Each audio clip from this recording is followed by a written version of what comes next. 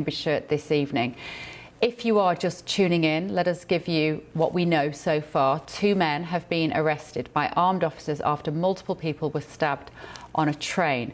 Video shared online appears to show a huge police response with armed officers running along the platform towards the train carriages. In a statement, Cambridgeshire Police have said, "We were called at 7:39 with reports that multiple people had been stabbed on a train. Armed officers attended and the train was stopped at Huntingdon, where 2 men were arrested. A number of people have been taken to hospital."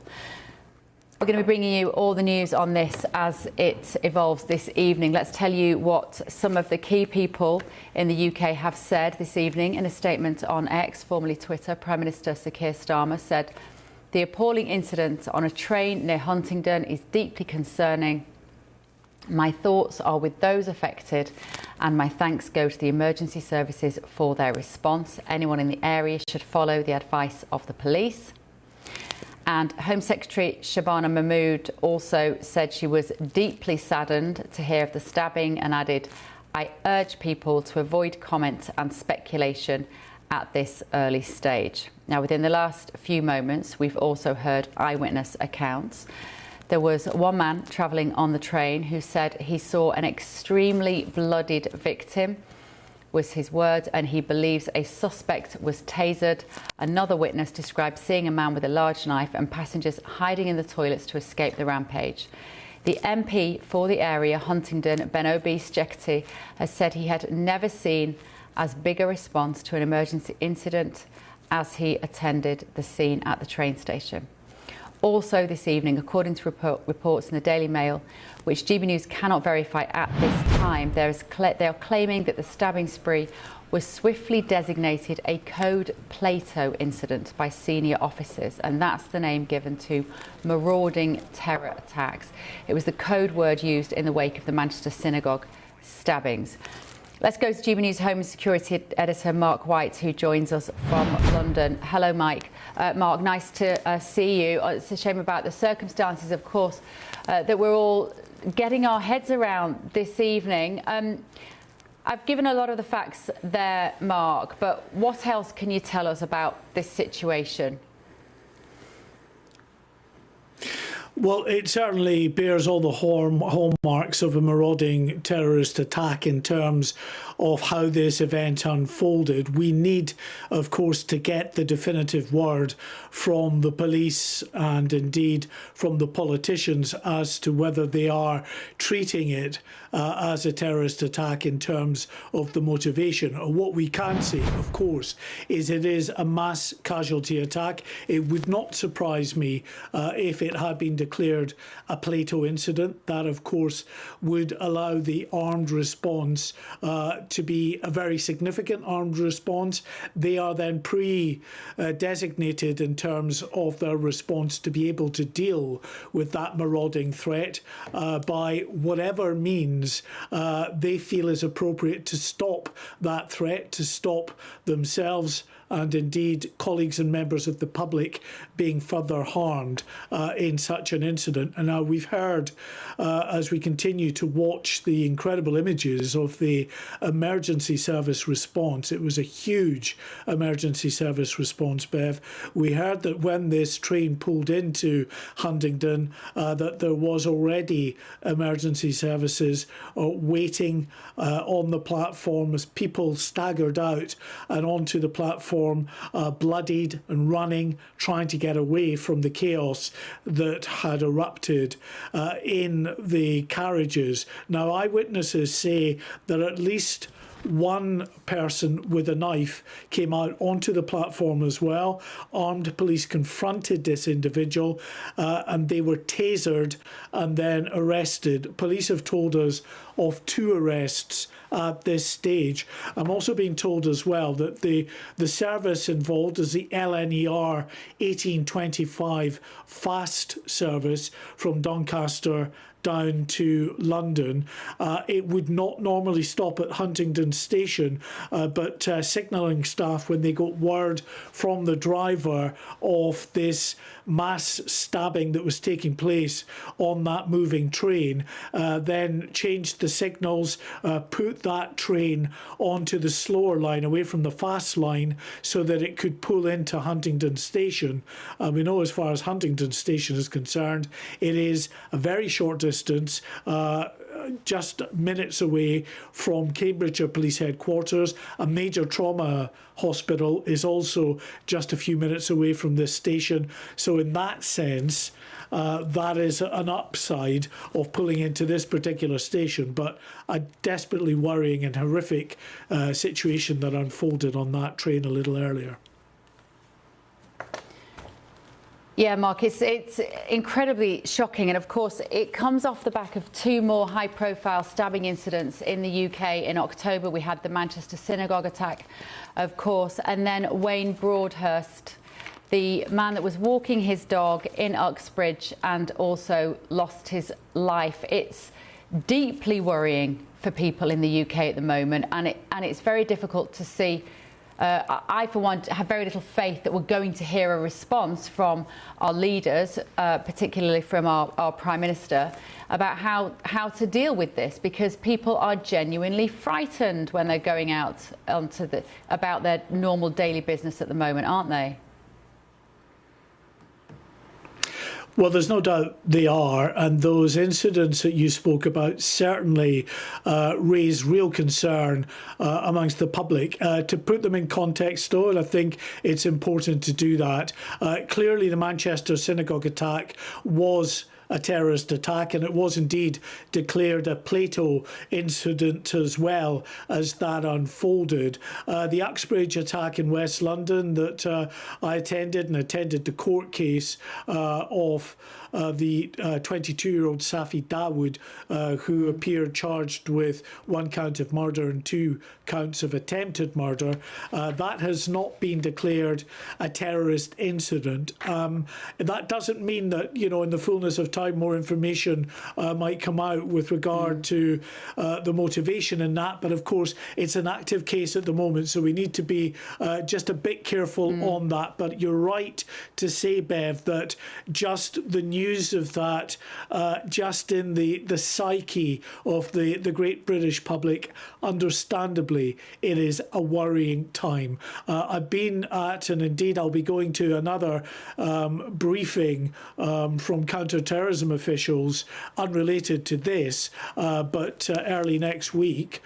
And that will, I'm sure, give us an indication of how they see the threat landscape. I was at the Director General of MI5, our Domestic Security Service, a speech that he gave very recently, in which he spoke, of course, of the threats that we know about well from state actors that have been occupying the minds of police and security services for some time, from Russia and China and Iran and alike.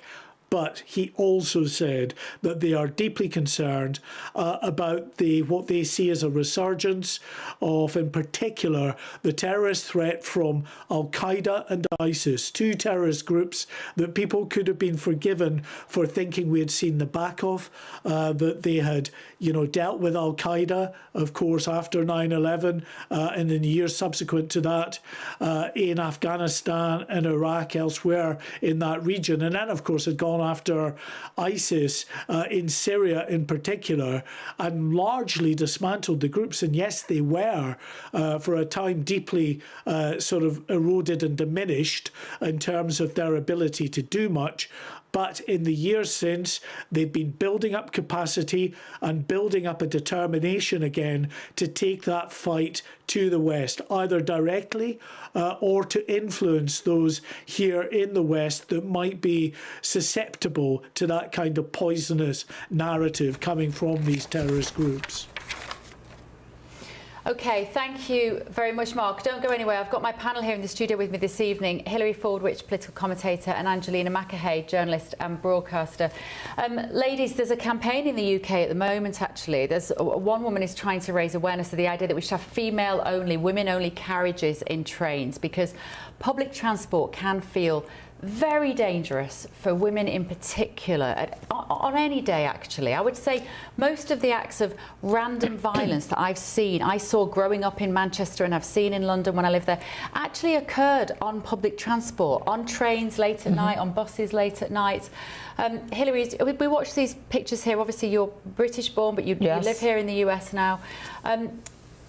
What do you make of this when you're watching these pictures of what's happening? Well, what it reminds me of, Bev, and you're right, I'm English born, and I was born actually in Woking Maternity Hospital. I never forget it was Woking, because former Prince Andrew always talks about the Pizza Express. Yes, Woking Maternity Hospital. But I took that train that originated in Guildford to Waterloo many times as a girl, and there was that stabbing on the train from Guildford to Waterloo 6 years ago. My question for Mark, and also for all the services in England, is what's been done since then? This is not a new incident. This has happened before. What has been done? And now to your very good point about women-only carriages, I believe that Queen Camilla, when she had the incident when she wasn't molested, but that she almost was, and that's why she's so against any kind of abuse, physical abuse, I believe that was on a train as a teenager. Oh, really? So yes, I think it was. We have to check that, but that's what I do believe. So my question is, what has been done? This isn't the first incident. Something has to be done. If nothing else,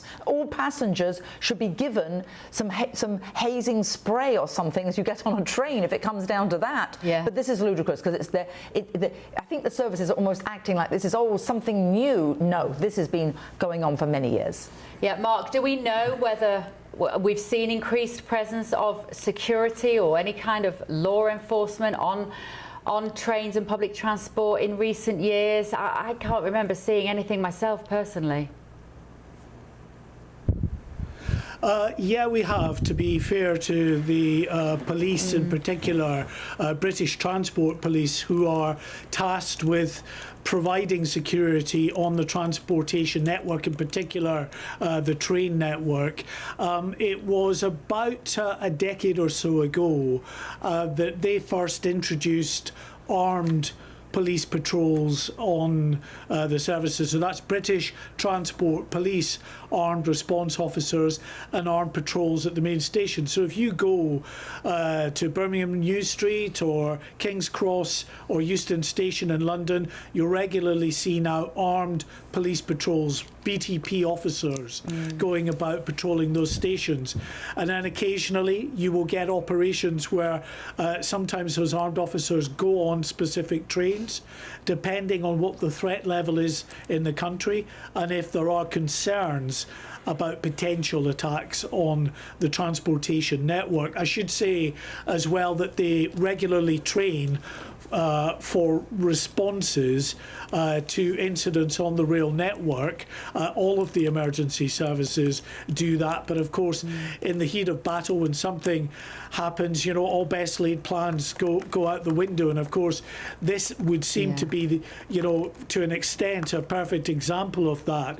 It was an attack that unfolded first of all when this train was apparently about 10 minutes out of Peterborough and still a good few minutes away from getting to Huntingdon. In fact, it wasn't due to stop at Huntingdon, and it was the rail staff that had to react, change the signals, put that fast train onto a slower line and get it stopping at Huntingdon Station, where the emergency services could then get onto the platform and respond. But listen, the real difficulty about this is, you know, are we in favour of perhaps introducing airport-style archways in rail stations? We could certainly do that, but you know, Bev, having been in you know, a commuter in the UK as well, the way in which our main rail stations are just so absolutely packed full of people, it would, I think, grind to a halt if you then had to go through the empty your pockets, go through this, and you know, to check whether you have a knife on. I'm not sure what the answer, that is one answer to it, but you would have to expect very significant disruption if you wanted to go down that road, Bev. And we shouldn't have to, Mark. This is the problem. We should not have to make such massive changes to the way that we live our lives. It feels like it's more than just a threat of random violence. It feels like there's a deeper moral crisis, I would say, in the UK. And it feels, Angelina, here by my side in the studio, that the ruling class in London, in England, don't really care about the public. They don't really use public transport in the same way. And I can't help but draw the comparison between London and the capital city of Washington, DC, where we are here, where you see the National Guard, armed soldiers, effectively law enforcement, be they amateur soldiers, if you want to use that definition, on the trains, on the platforms, on the street corners. It genuinely feels in this country like Donald Trump has said, the safety of the public matters and I'm going to do something about it. I mean, yes, definitely. The metro feels more safer. And as a woman, I've witnessed different crimes living in DC on the metro, including a stabbing, which was very shocking. A man got stabbed on the metro about 10 years ago when I was here, and I saw him walk past me and stamp his bloody hand as he was switching carts. And that was very, shocking to me. And you start to get more normalized to these type of actions happening on public transportation. With that said, we are still seeing crime out on the streets. Just last week, there was a shooting at Howard University where I believe 5 people were injured in DC. We also had a stabbing over on M Street where 2 different people were injured. So even though the crime may be down on the public transportation, the crime is still going elsewhere. So, and what causes crime? A lot of times that's poverty, mental health, some kind of disparity, right? So the crackdown, I think if people want to commit a crime and have an intention to commit a crime, they're going to commit the crime. We need to figure out more inclusive, more comprehensive ways in battling crime than just making stricter, security at a train stop. Now, we don't know anything about this perpetrator, but I can feel you beside me, Hilary. I know what you're going to say. You're going to say we need to stop importing people for whom maybe carrying knives is not a normal part of life for them into the UK. Absolutely, and the only other thing I can think of is, although the public wouldn't like it because it would be more lines and it would be slower, because we know we go to all these events where you have that, is those screening metal detectors. That's what, if you go to an American, by the way, an American football game, which is really handball because it's 98% with the hands, it's not football, but if you go to an American football game, American sports event, you go on a plane, anywhere where there's a lot of people, you get the metal detectors, and maybe that's what in the UK every train station is going to need to have a metal detector. I mean, I'm sure if you said to the public, would you rather have to get there earlier and be more delayed and go through a metal detector or risk the chance of being stabbed, they might pick the latter. One of the conversations, obviously, Mark White, if you're still with us, that we have a lot here in America, and I know it obviously crosses over to the UK as well, is should you be allowed to carry any sort of weapon? And here people obviously routinely will carry guns, and it is mind-boggling for a Brit to think that people can routinely carry guns in the US. But I was talking to a taxi driver the other day about this, and he couldn't believe that you're not allowed to carry a knife in the UK, because he was saying, surely you have a right to defend yourself. Why? How can anyone tell you not to carry a knife? But actually, that is a reflection on where the UK is in a better position than America, Mark, because we're not allowed to carry a knife even, are we? In the UK? No, we're not. I mean, it's a strange one, isn't it? They absolutely, Americans jealously guard the right to bear arms, to carry weapons, and we know there have been so many incidents over the years in which, in the US, they will say that lives have been saved by members of the public being able to carry a weapon and to use that in defence of their lives or the life of others. And you could perhaps see a bit of a twisted logic in this country as saying, well, okay, we don't have firearms in this country, but why can't I carry a knife? Because actually that is one of the key reasons anytime that young people are interviewed in these surveys or after a terrible gang stabbing in London or whatever, and they speak to young people in the community who admit to carrying knives, and they say they carry them for their own protection. But of course the police would argue that's absolutely the wrong thing to do, because all that means is if you carry a knife, you're much more liable to use it, and then any fight that might have been involving just fists becomes a fight that involves deadly weapons, and anyone else carrying a deadly weapon is more likely to use it on you if you're confronting them with a knife. So yeah, I say it's a difficult one. It's not a difficult one. People should not be carrying knives in this country. You don't get law-abiding citizens carrying knives in this country. You do get, young criminals, drug dealers, those that are involved in street-level gangs carrying knives all the time. And the consequence of that is very worryingly high. Whatever they try to tell you and however they try to swing the latest criminal justice statistics and Home Office figures, the fact is youth-related knife violence is very, very high, has been for a number of years and remains stubbornly high. Mark, it's just coming up almost to 12:30 there in the UK. So for people who are just coming in from a night out, maybe been out and enjoyed an evening with friends and family perhaps, are coming in and just turning on the TV or the radio, would you mind just summing up for us now what we know of what has happened this evening? Where has this happened? What do we know about casualties? Well, you're looking at images now of Huntingdon railway station in Cambridgeshire, the scene of a mass casualty attack earlier in the evening in the UK. For those on listening on radio, I'll just describe the images we're seeing, which is a massive emergency service response, and now forensic teams as well down on the platform as that main fast service, the LNER service from Doncaster that left at 6:25 in the evening, destined for London King's Cross, a main railway station just in central London there, would have got in about 9:15 in the evening, but instead was diverted to Huntingdon Station when reports started coming through, 999 calls to the emergency service. Indeed, the emergency cord pulled on the train as well from passengers just before 20 to 8 in the evening. Reports of one, maybe two attackers on that train in multiple carriages looking for victims, people with multiple stab wounds running, according to witnesses, through the carriages covered in blood, shouting to people to run, that there was someone with a knife and they had to just get out of the way. People were hiding, locking themselves in the local toilets on their carriage, other people running into other carriages, and people saw one passenger who was particularly bloodied, falling, collapsing onto the floor of the carriage.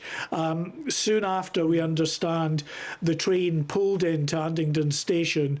At that point, again, just the most horrific scene as these panicked passengers just spilled out onto the platform, a number of them covered in blood. The police were arriving at that point.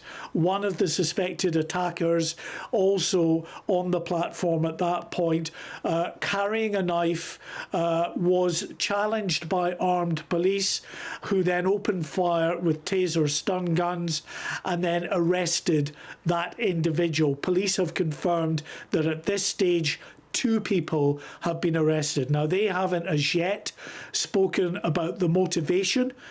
Clearly it was a mass casualty attack. It was a deliberate attack. What the motivation was, we don't know, but it certainly bears all the hallmarks of a marauding terrorist attack. But we await the official confirmation on that. And you're just looking at the pictures there, Bev, of all of the emergency services responding. Dozens of ambulances, police, train engineers, all of those who are now currently, as we speak, still conducting a very detailed search of this train. We think the vast majority, if not all, of the casualties have been removed from the scene and taken to area hospitals.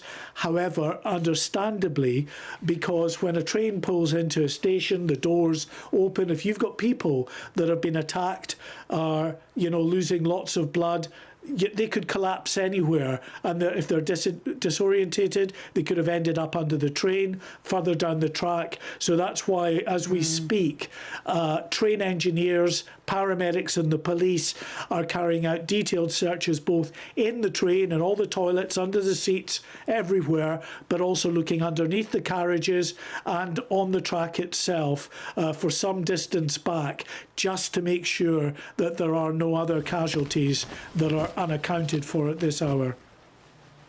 Yeah. OK, Mark White there. Fantastic job, Mark, summing up for everybody as usual.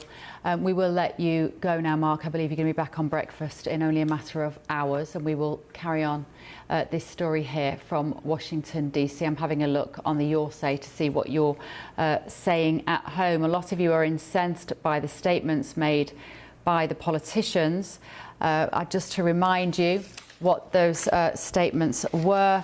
The Prime Minister said the appalling incident on a train near Huntingdon is deeply concerning. My thoughts are with those all affected, and my thanks go to the emergency services for their response. Anyone in the area should follow the advice of the police. The problem is, of course, there is very little faith in this particular government. There's very little trust. And so in the absence of that trust, people speculate. Shabana Mahmood, the Home Secretary, urged people not to speculate. Well, my advice would be give as much information when you know it, truthfully, to the public to avoid that speculation. Let's go to our next guest. This is former Metropolitan Police Detective Mike Neville, who joins us now. Mike, very good evening. Thank you very much for joining us. Must say, in these instances, I think it's always really important to draw attention to the remarkable work of the emergency services. They are the people who run towards the danger, quite visibly this evening, running towards what we can't see on the footage, but it was clearly a train carriage, perhaps with the perpetrator in there. What do you make of this response, Mike, as you see the scale of the emergency services, who obviously were there very quickly? Well, the senior police officers designated as a code Plato, which is one of these marauding terrorist attacks like we saw, the wickedness that's occurred in the synagogue in Manchester. So the police obviously took it very, very seriously from the start. As you've highlighted, the bravery of the officers charging towards the terrorist or the suspected terrorist, using taser, making people safe. Of course, the casualties could be far higher if it wasn't for the bravery of those officers. And then you've got the ambulance crews as well who'll be there dealing with people. So a great response from the emergency services, I would suggest, a not very good response from the government, because all this do not speculate is utter nonsense. What have they learned since the Southport attacks? Now, this has all the feel, doesn't it, of the 2015 a terrorist attack on the train between Amsterdam and Paris. And we don't need any more nonsense about Cardiff choir boys or mentally ill Norwegians that we get. The authorities right now will know who these people are. They'll have their names. They'll know if they're suspected Islamic terrorists, or they'll know if they are some other cause that they're doing these wicked things for. But to try and tell people not to guess what's going on, all it does is create a void which will be filled, and they better fill it with the truth rather than nonsense. You see, I still think it is plausible. We don't know if this is a terror-related attack. We can't actually verify. The Daily Mail is reporting that it was designated a Plato incident, which would, as you say, trigger a terrorist response. We don't know for sure. But the description that we see from one eyewitness who said it was a black male, all in black and wearing a black hoodie, it could just be a criminal, a murderous young man, angry with violent intent at this stage. Because anybody who's been on public transport recently, Mike, will have that sense that we are scared, that we have our wits about us. It's become very normal for people to wear masks now since 2020. Well done, everybody. And so there are multiple young men with their faces covered, with balaclavas, in a way that would have been shocking 5 years ago. And now everybody, all the young kids have got their faces covered up. They've got the hoods up. They look menacing. We don't know if this is a terror attack, do we, at this stage? It could just be a violent thug. We don't know, but I've never known of anybody just start randomly stabbing people for no good reason, unless it's a terror-related incident. People stab somebody if they say, give me your wallet. No, I'm not giving you your wallet, so I'm not giving my wallet. So they stab them and take the wallet away. There's very few times that anybody's just randomly stabbed multiple people for no good reason other than it being a terrorist attack. But you're right, we are speculating. It could be some incident that's never happened before. But as I've said, we know that the authorities have these two men in custody. The police intelligence checks, the counter-terrorism, a very professional body, and they will know who these people are. They would have known ages ago. It's like Axel Rudiker-Barner. I put a Freedom of Information Act request in there to say, when did the Prime Minister know that he had rice in his house? Now, he would have known, I would suggest, within 4 hours of that house being searched. And so they must know now. We had the same with the London Bridge attacks, that within an hour, the authorities knew who the man was and what his motives were. But they try and hide these things. And the public rightly feel that they're being gaslit here, that the politicians are trying to hide things away, trying to pretend that everything's okay. And we know not everything's okay because just on Wednesday, we had a man just stabbed for out walking his dog and 2 other people stabbed as well. It's just utterly dreadful. And the authorities just can't carry on like this. We have to be careful with that case, of course, Mike, because somebody has been charged and is in custody for that. But it does raise this issue of safety, and how we keep people safe, particularly on public transport. I want to bring you're going to stay with us, Mike, I think, are you, for a little while? I just want to bring my panel in as well as we sit here. Thank you. Hilary, as we're hearing more of the details kind of emerge of what's happened tonight, Cambridgeshire as well, this area of Huntingdon, it's Huntingdon, isn't it? Not Huntingdon. Yes, yeah.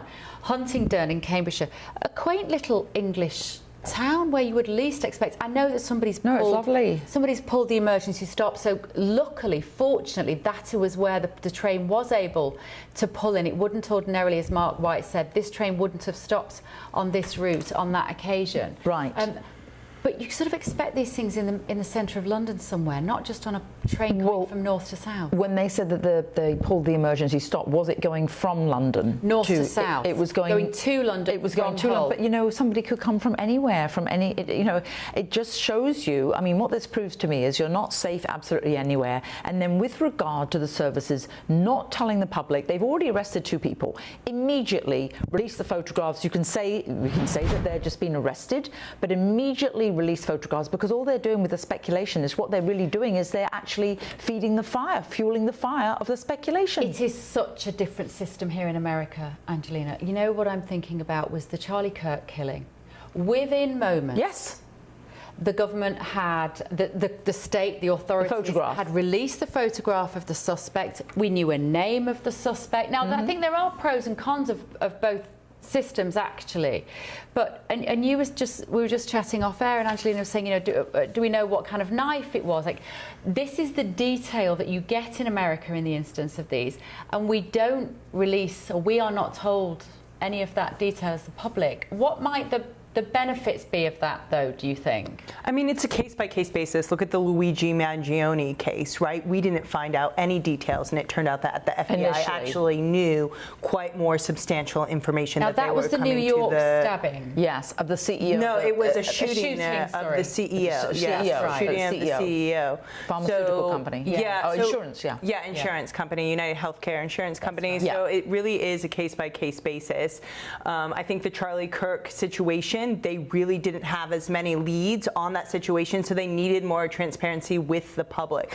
Whereas the Luigi Maggioni case, they had a bit more information than they really were leading the public on to believe, and then when they felt like that information wasn't giving them results, they released the information. But I think in general, you're right, Bev, it's a completely different system. We know instantly here. There's no incident I can think of where they have the degree of speculation and really prevarication that happens in England. But Mike, is the reason for that partly because we have a different legal system? Like, we are having to be very careful here on live television of what we speculate about this, and particularly in the UK when somebody is charged with a crime, then absolutely we as broadcasters have to be very, very careful. And this, Mike, is all because cases could be prejudiced, am I right? Well, it may be so, but some of it would go too far. If you look at the what happened after the Axel Ruda-Cabana stabbings, the Prime Minister came on the TV and said all the people who were protesting were far-right thugs and deserved to go to jail. So he had no problem prejudicing in a way that trial. And what we see all the time, there's no reason whatsoever why they can't tell us who these people are and what their motives are. They're hiding behind this, and there's no good, and it happens all the time. And the public rightly suspect, what the public will suspect right here is an Islamic terrorist attack, and the authorities, because they're obsessed with the idea of multiculturalism, do not want the public to know this. And let's see what the truth of it is. They need to release these facts because, as I say to you, the Counter-Terrorism Command have got excellent intelligence. They'll be working with the security services, and they will know exactly who these characters are and what their motivation is. I have no doubt that officers have already raided the homes of these people and will have possession of their mobile phones, their computer systems. They'll be able to see what books and the like they're reading in their house, and they will know full well what's going on here. And all they're doing, as you've already said, they're adding fuel to the fire by trying to tell us that they don't know what's going on when they really do know what's going on. You see, I also can't help but think, if you've got people in custody who are literally covered in blood, and the burden of probability is very high that these are the people who've perpetrated these acts, surely by releasing a photograph of who they are, you also allow other witnesses to come forward and say, I saw him get on the train in Leeds. I saw him acting odd an hour before. You know, surely that helps with a case, Mike, if you can show the public who they are. You're absolutely right. It just seems logical. I was looking at a case just the other day where there was a sex attack at near Flint in North Wales, and the police said, can the public report anything suspicious? You know, this man did this wicked deed to a woman there. Yeah. And there's no description of the attacker. Well, how are the public supposed to realise who they reported on? Did they see that man in the street? Did he come in their shop? Have they captured him on their Ring doorbell or their dash cam? But once the public read, there's no description. Mike, I'm so sorry. Don't go anywhere. I've just got to bring everybody an update. I have a breaking update on this to bring you now.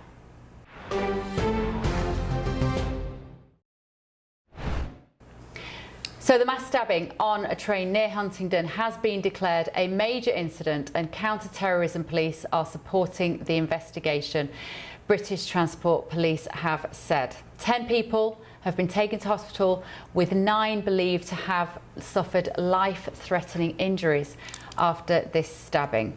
So just to bring you up to speed on that, we are now learning that it has been declared a major incident, and counter-terrorism police are supporting the investigation. There's been some speculation about casualties, but we can now confirm that 10 people have been taken to hospital, 9 believed to have suffered life-threatening injuries. Mike, let me bring you back in. So that looks like the confirmation that you were looking for, that indeed this is being treated as a terrorist attack. And indeed, it sounds like you were right, Mike, to say that this sort of incident is so unusual that it must only be a terrorist attack. Well, let's have the truth, because the public feel they've been lied to all the time. And for the last 3 decades, we've basically been told if you link any immigration to crime, you're some kind of horrible racist. And the truth is now out. We can't. The politicians can't stop it. And one of the statistics that I picked up on, it was in the Spectator magazine, that in 1951 there were 214 robberies reported in London in the entire year, and there was 8 million people in London then. There's 9 million, so there's hardly any real change in the actual numbers. There are 214 robberies in London every 2 days. No, you've got to look at what is the only change in the population of London. We cannot get away from the fact that we have allowed into this country people who come from countries where wickedness and violence and knife crime and murder are just everyday things. And to expect that that will not be imported into this nation is utter madness.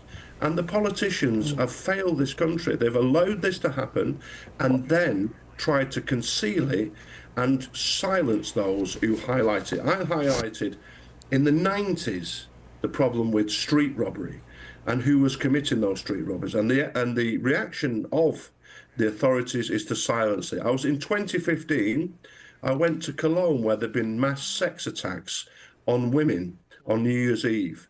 Again, the authorities in Germany had tried to silence everybody. The same in Sweden. All over the West, the response of politicians has been to allow mass immigration without any real checks, and then when horrible things happen, is to shut up and silence those who reveal the truth. It's just truly wicked.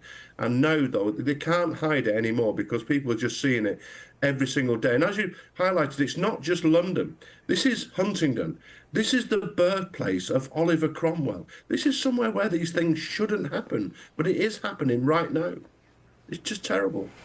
All right, Mike, thank you very much for your experience and insight there. Former Met Police Detective Mike Neville. Let's now also, I'm going to talk to another former police officer in just a moment, but just a reminder, if you're just coming in on your Saturday night, there has been a mass stabbing on a train near Huntingdon in Cambridgeshire. It's been declared a major incident and counter-terrorism police are supporting the investigation. 10 people have been taken to hospital, with 9 of them believed to have suffered life-threatening injuries. Let's speak now to former Metropolitan Police Detective Peter Blexley, who has remained at our London studio for us on this very unusual evening. Peter, thank you very much for staying with us to talk to us on the Late Show Live this evening. So confirmation, Peter, that it's being treated as a terrorist attack. From what we know so far, how would this compare to previous terrorist attacks? I'm thinking particularly of the famous London July 7th attacks. Forgive me, Bev, but I need to correct you. This incident is being dealt with as a major incident, although counter-terrorism resources are assisting with the investigation. I know it sounds a bit of a play on words, but it is actually important. It has not yet officially been declared a terrorist incident. And the reason that I suspect thank you for that. Thank you, you're very Peter, welcome for that. I suspect that one of the reasons for that is that in order for it to be designated as a terrorist incident, the intent or the motive of anybody who carried out that attack must be established. In other words, that fear and terror was their motive. Yes, it might look blatantly obvious with 9 people suffering life-threatening injuries, and my thoughts are with everybody here, of course, but it's important that we do focus on the language. What might appear blatantly obvious has not officially been declared yet, but as it's declared a major incident, that allows many, many more resources to be applied to the investigation, including counter-terrorism detectives who are amongst the very best of the best. And Peter, what happens now? Because we're looking at a very complex crime scene here. We can safely say, I imagine, that the commuter trains are not going to be running on this line tomorrow morning. What will be happening now? There is going to be huge disruption to the rail network on that part of the UK. So if anybody is considering travelling tomorrow, please do check well ahead of your planned time of departure, because in all likelihood, nothing's going to move on that line for some considerable time. And while we're talking about trains, I'm just going to imagine the horror of those victims trapped in a steel tube with no escape route. It must have been truly horrific for those victims, and many of the reasons why the police will not be declaring details of anybody that's been arrested yet is they will, of course, want to contact the relatives and each and every victim and give them updates as to their conditions. My thought goes out to all those people who loved those people so brutally and wickedly injured tonight. I also have huge respect, and my thoughts and my hopes are with the surgeons who, as we speak, will undoubtedly be using every ounce of their brilliance that they can sum up to save lives. And of course, that will be happening in multiple hospitals. This is a truly ghastly thing, now designated as a major incident, and I remain fairly confident that as soon as further information can be released, we will hear. But the time now is for patience. It's not for speculation. It's wait and see what will happen, and perhaps people might want to have certainly their thoughts, and if they are of a religious mindset, then maybe some prayers for those fighting for their lives might be very much welcomed. Peter, we've been talking here a little bit, if you were listening in, about the difference between the American response to events like this and the UK, and how the UK is so much more circumspect about the details which we receive as the public, whereas here in America there is a quick release of information. It's almost like any facts that can be released to the public are done so. Which system do you think is preferable in terms of bringing justice? Because ultimately that's what we want. It might be satisfying to speculate, and people might enjoy going on social media and drawing conclusions and commenting, but what we really want in these situations is the bad guys to go behind bars and to be Absolutely. caught. The systems are so different, Peter. Which is better, do you think? There are similarities, but you're absolutely right to highlight that there is distinct differences in how law enforcement in the US releases information compared to here in the UK. There is also differences from state to state in the US as well.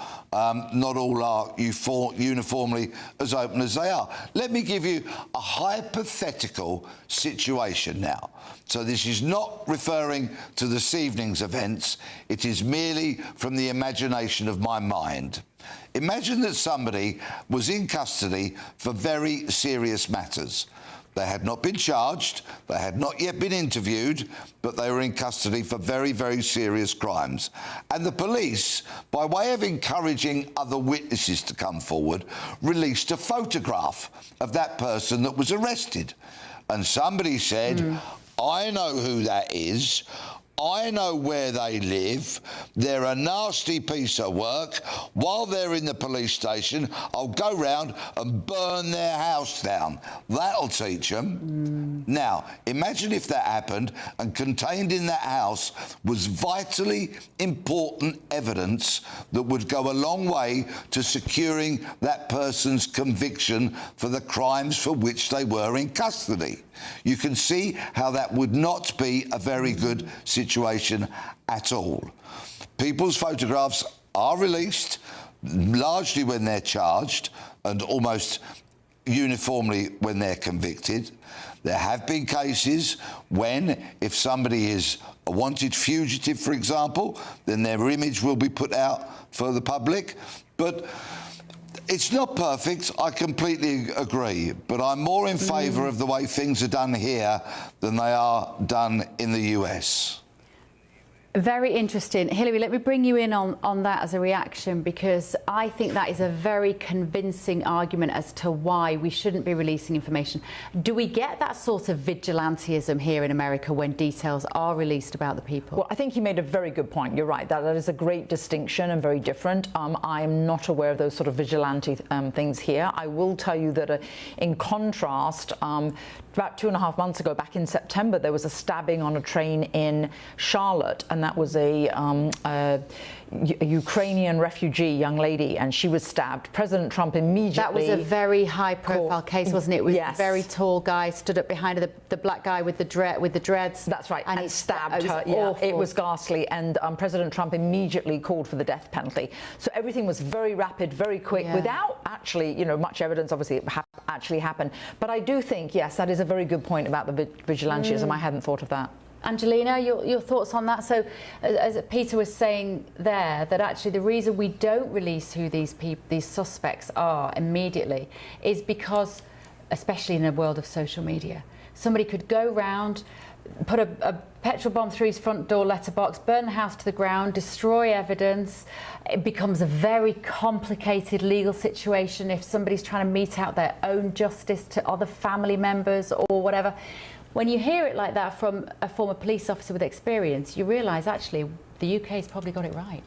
Yeah, I mean, it comes down to public safety plus capturing the violent actor, right? So, and again, it is a case-by-case basis. In the U.S., you're not seeing it where every case we're releasing the information immediately. That's just not the case. We're also not seeing it where all crimes are even getting the headlines. So there's a lot of crimes that happen in America that are not in the news on a day-to-day basis where we know nothing about the perpetrators, nor do day-to-day Americans seem to care, right? Like, I was looking up the numbers, and we have about 2 mass shootings per day in America. That's 4 people injured or killed. That's with 4 people, minimum 4 people injured or killed a day in America. That's insane. Now our numbers are down this year. We're about at 373, down from 2024, where we had 503 mass shootings. In the year before, 24, we had, or in 2023, we had 660 mass shootings in a year. That's a crazy, insane amount of crime. And I think that you're seeing this type of violence on the rise more and more and more, where you're having these mass violent attacks. Now, why is that the case? Yeah. Is it society? I mean, there is a loneliness epidemic. People are talking about social media, and they're talking about, in social media about the extreme narratives that are playing in people's heads, and that's what gets the clicks, that's what gets the likes, and then your algorithm all of a sudden is trained where it's sending you propaganda after propaganda after propaganda that is extremist kind of content. It is triggering, because the triggering content is what gets the likes and what gets the response, and what gets people talking. So you have that component as well. I mean, ChatGPT just came out with OpenAI. They just came out with a stat saying that over I think 1 million people per week discuss suicide and mental health issues with ChatGPT. So what is that saying about the direction of our society and where it's going? And you're totally right. Nobody has any headline news about people went to work today, paid their taxes, and made dinner and went to bed. Yeah. That's right. And the thing is as well in the UK, and I think it's not quite as bad here, but we've had for quite a few years now, we're treating children like adults, and we're treating adults like children. That's a very good point. And actually, the irony of it is, in all of history, we actually all live like kings now. We're actually, ironically, the safest, the healthiest, and the easiest life. They say we all live like kings now. Yeah. For hundreds of years ago, nobody had hot running water, and there wasn't any food supply. So I think we live a lovely, cushy, safe life, and yet, to Angelina's point, over 1 million people are Googling or looking up suicide. And yet we are, as I said before at the start of the programme, it feels like we're in a sort of moral crisis of behaviour where it is not normal to stab 10 people on a train. Well, and I think the statistics earlier about the crime rate in London, the burglaries, that was shocking. Yeah, very, very shocking, about the fact that there used to be 250 and now it's 250 in a day rather than a year. Yes. It is bleak, Peter, isn't it, when we think about the state of crime in the UK and who the perpetrators are, why this is happening, and what we should do to be stopping it, because it's not getting better. And we were looking at some of the figures before we came on air about knife crime. And knife offences in England and Wales rose significantly from the 2010s. But actually, almost before then, between sort of like before even 2010, sorry, there was sort of, the knife crime was so rare that there aren't even significant statistics about it happening, and there certainly wasn't in the 80s, the 90s, the early 2000s, and yet 2010 onwards we've had this massive increase in knife crime. Peter, can you explain it? No. I can't. The reasons are complex and they're multiple, but you can't come up with a one-line answer. What I can say is that the statistics that you quote, however, are unreliable because they are just the knife crimes that the authorities get to know about, and that's when perhaps they arrest someone in possession of a knife or a crime is reported that somebody used a knife.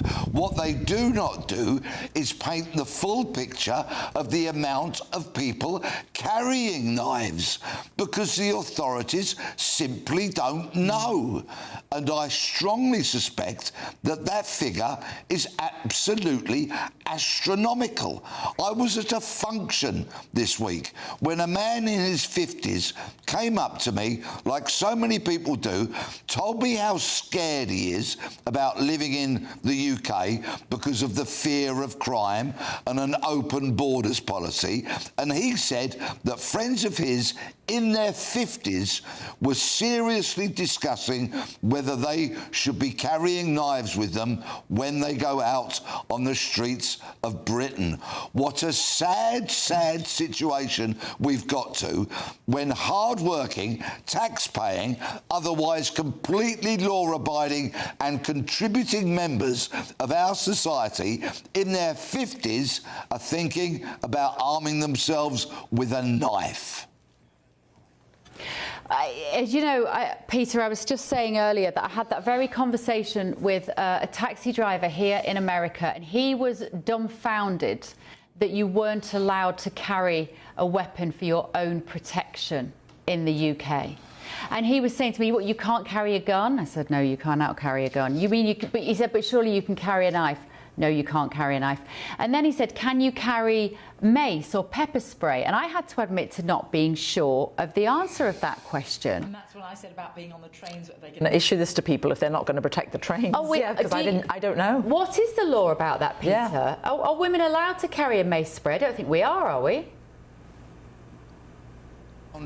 No, please don't do it. But I understand why people have these concerns. We have a British police service that is in crisis, that has been led for a generation or more by fluffy, flaky, liberal, ideologically captured senior police officers. I know many on the front line who are courageous, who are brilliant and want to do policing. Nothing would make them happier than to be out there on the streets, stopping people, searching them, and when they find weapons, arresting them. But it doesn't happen in anywhere near the numbers that it needs to.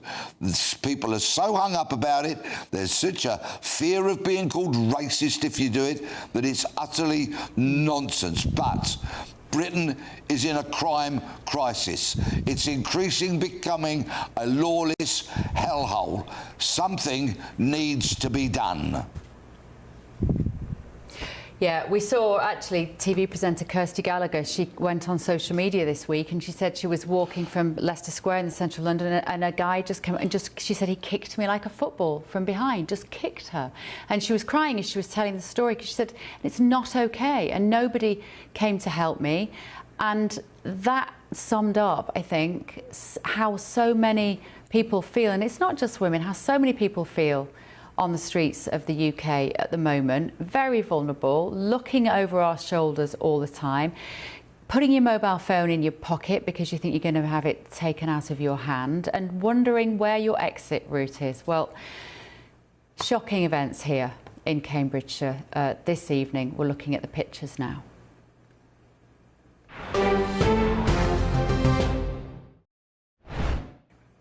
So let's return to that breaking news emerging from Huntingdon in Cambridgeshire this evening. 2 men have been arrested by armed officers after multiple people were stabbed on a train. The mass stabbing on a train near Huntingdon has been declared a major incident, and counter-terrorism police are supporting the investigation. We know that 10 people have been taken to hospital, with 9 of them believed to have suffered life-threatening injuries.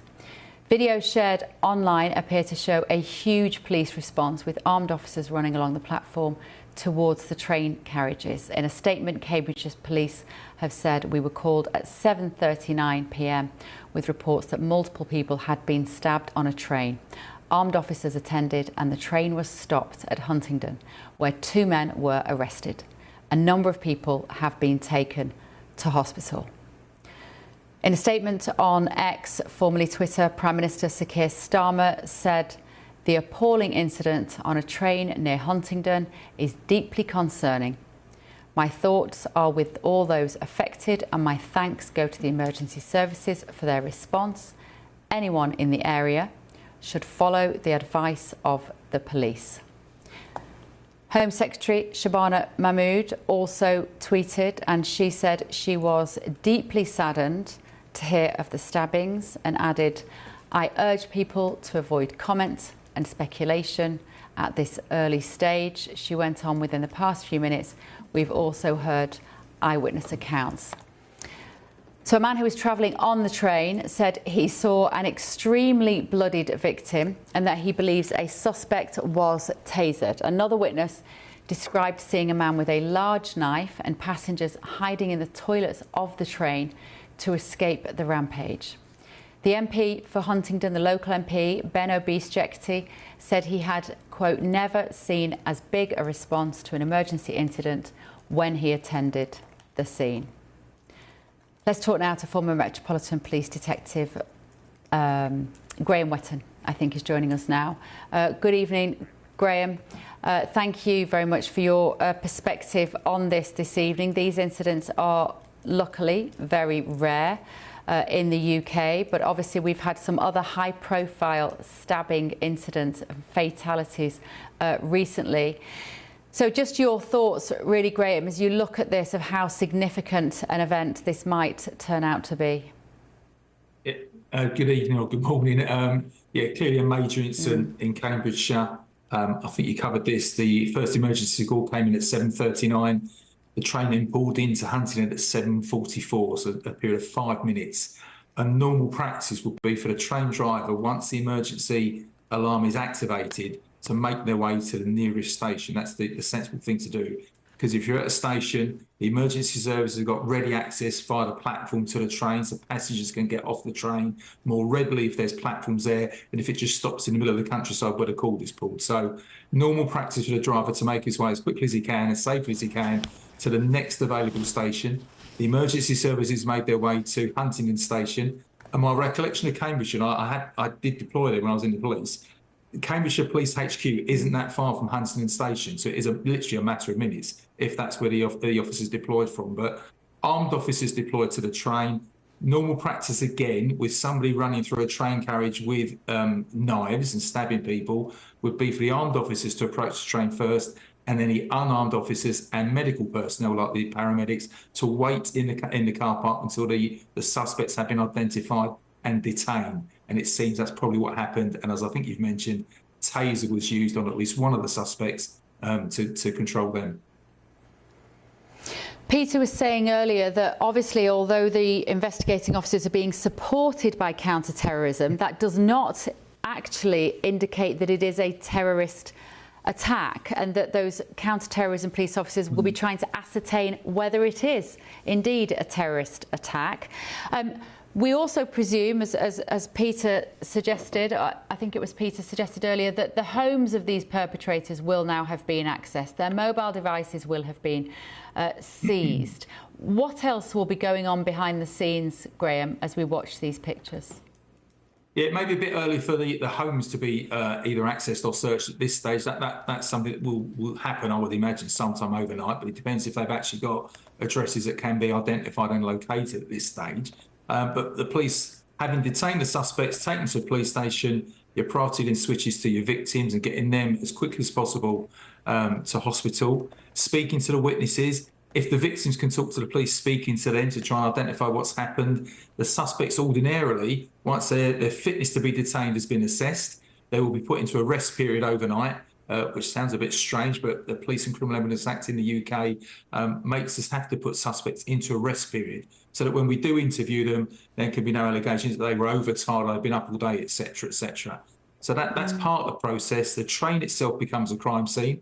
And you will see actually police officers, paramedics would check not just the platform we can see, but also the train tracks alongside the train. Because one of the concerns from the train authorities is that if there's an incident like this, like a marauding attack, when the train stops at the station, people may actually exit the train on both sides. And it's feasible that people could be on the track somewhere and haven't been seen as yet. So you will see people going up and down the tracks once the power's confirmed as being off, and that takes some time. But you will see either railway personnel, British Transport Police will make their way up and down the track and on the other platform to make sure there's no injured people anywhere on that station area. Then the slow time investigation starts by searching the train with search dogs and forensic officers. But a lot of that will take place tomorrow morning, though. They'll literally just secure the scene for tonight, make sure they've got all the evidence they need from the scene itself, and then methodically and very slowly work their way through the train itself.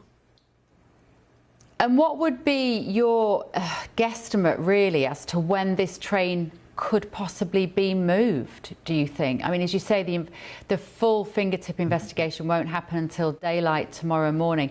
Several days would that take normally, Graham, would you say? No, normally, no. I think they should be able to clear it. It's difficult to say because you're not sure actually what's been left on the train itself. You know, in this sort of situation, no doubt people have left a lot of belongings on the train itself. You know, rucksacks, small cases, etc., etc. So it depends how busy the train is as to how long it can take. So it can be done reasonably quickly, but also conversely, it can take a long time to clear through it. I heard you mention as well, updates, news updates, and I have to say I've been very keen to listen to American police type updates, and I know that's where you're based at the moment. But they always seem to give more information, more detail than we do in the UK. And I think it's something UK police could look at, maybe not copy completely, because quite often you see the American style briefings when there's almost like a football team behind the person giving the briefing. But I think we're the other way. We don't give almost enough detail, and with the advent of social media, a lot of speculation. We saw a brief statement come out earlier from Cambridgeshire Police, which was good. There would have inevitably been a gold group meeting already between British Transport Police as to what information we hold and what can be released. I would hope if there isn't one overnight, there is one early in the morning, just to put as much detail out as we can. But you have to confirm those facts before the police start putting them out to the public, because you want to be certain of what you're saying actually took place. And quite often in incidents like this, people's recollections are very different. They're very, very fast moving. People see things. Your senses tend to narrow down when you're in incidents like this. So they have to almost get a combination of people's recollections to get the facts, get the timeline established as to what happened, who did what in what carriages. Then they can start putting some information out. Well, we've been having that debate actually since we came on air at midnight, Graham. We've been talking about that with my panel here in the studio as well. The pros and cons of the way in which information is released to the public in the event of such an atrocity. We saw in the aftermath of the Charlie Kirk assassination very quickly. We had a name, we had CCTV images, we had the president calling for the death penalty. It could not be more different to the UK. And Peter was saying earlier, Peter Blexley was saying that one of the reasons we don't do that is because there may be the temptation, if somebody is recognisable, to go and mete out public justice on that person's house, their family, their belongings, their car, who knows? And in the instance of that, then evidence might become damaged. But I'll bring my panel back in on that point again, Hilary, because our inbox here is saying, the audience is saying, oh, come on, Bev, that's not what we would do as Brits.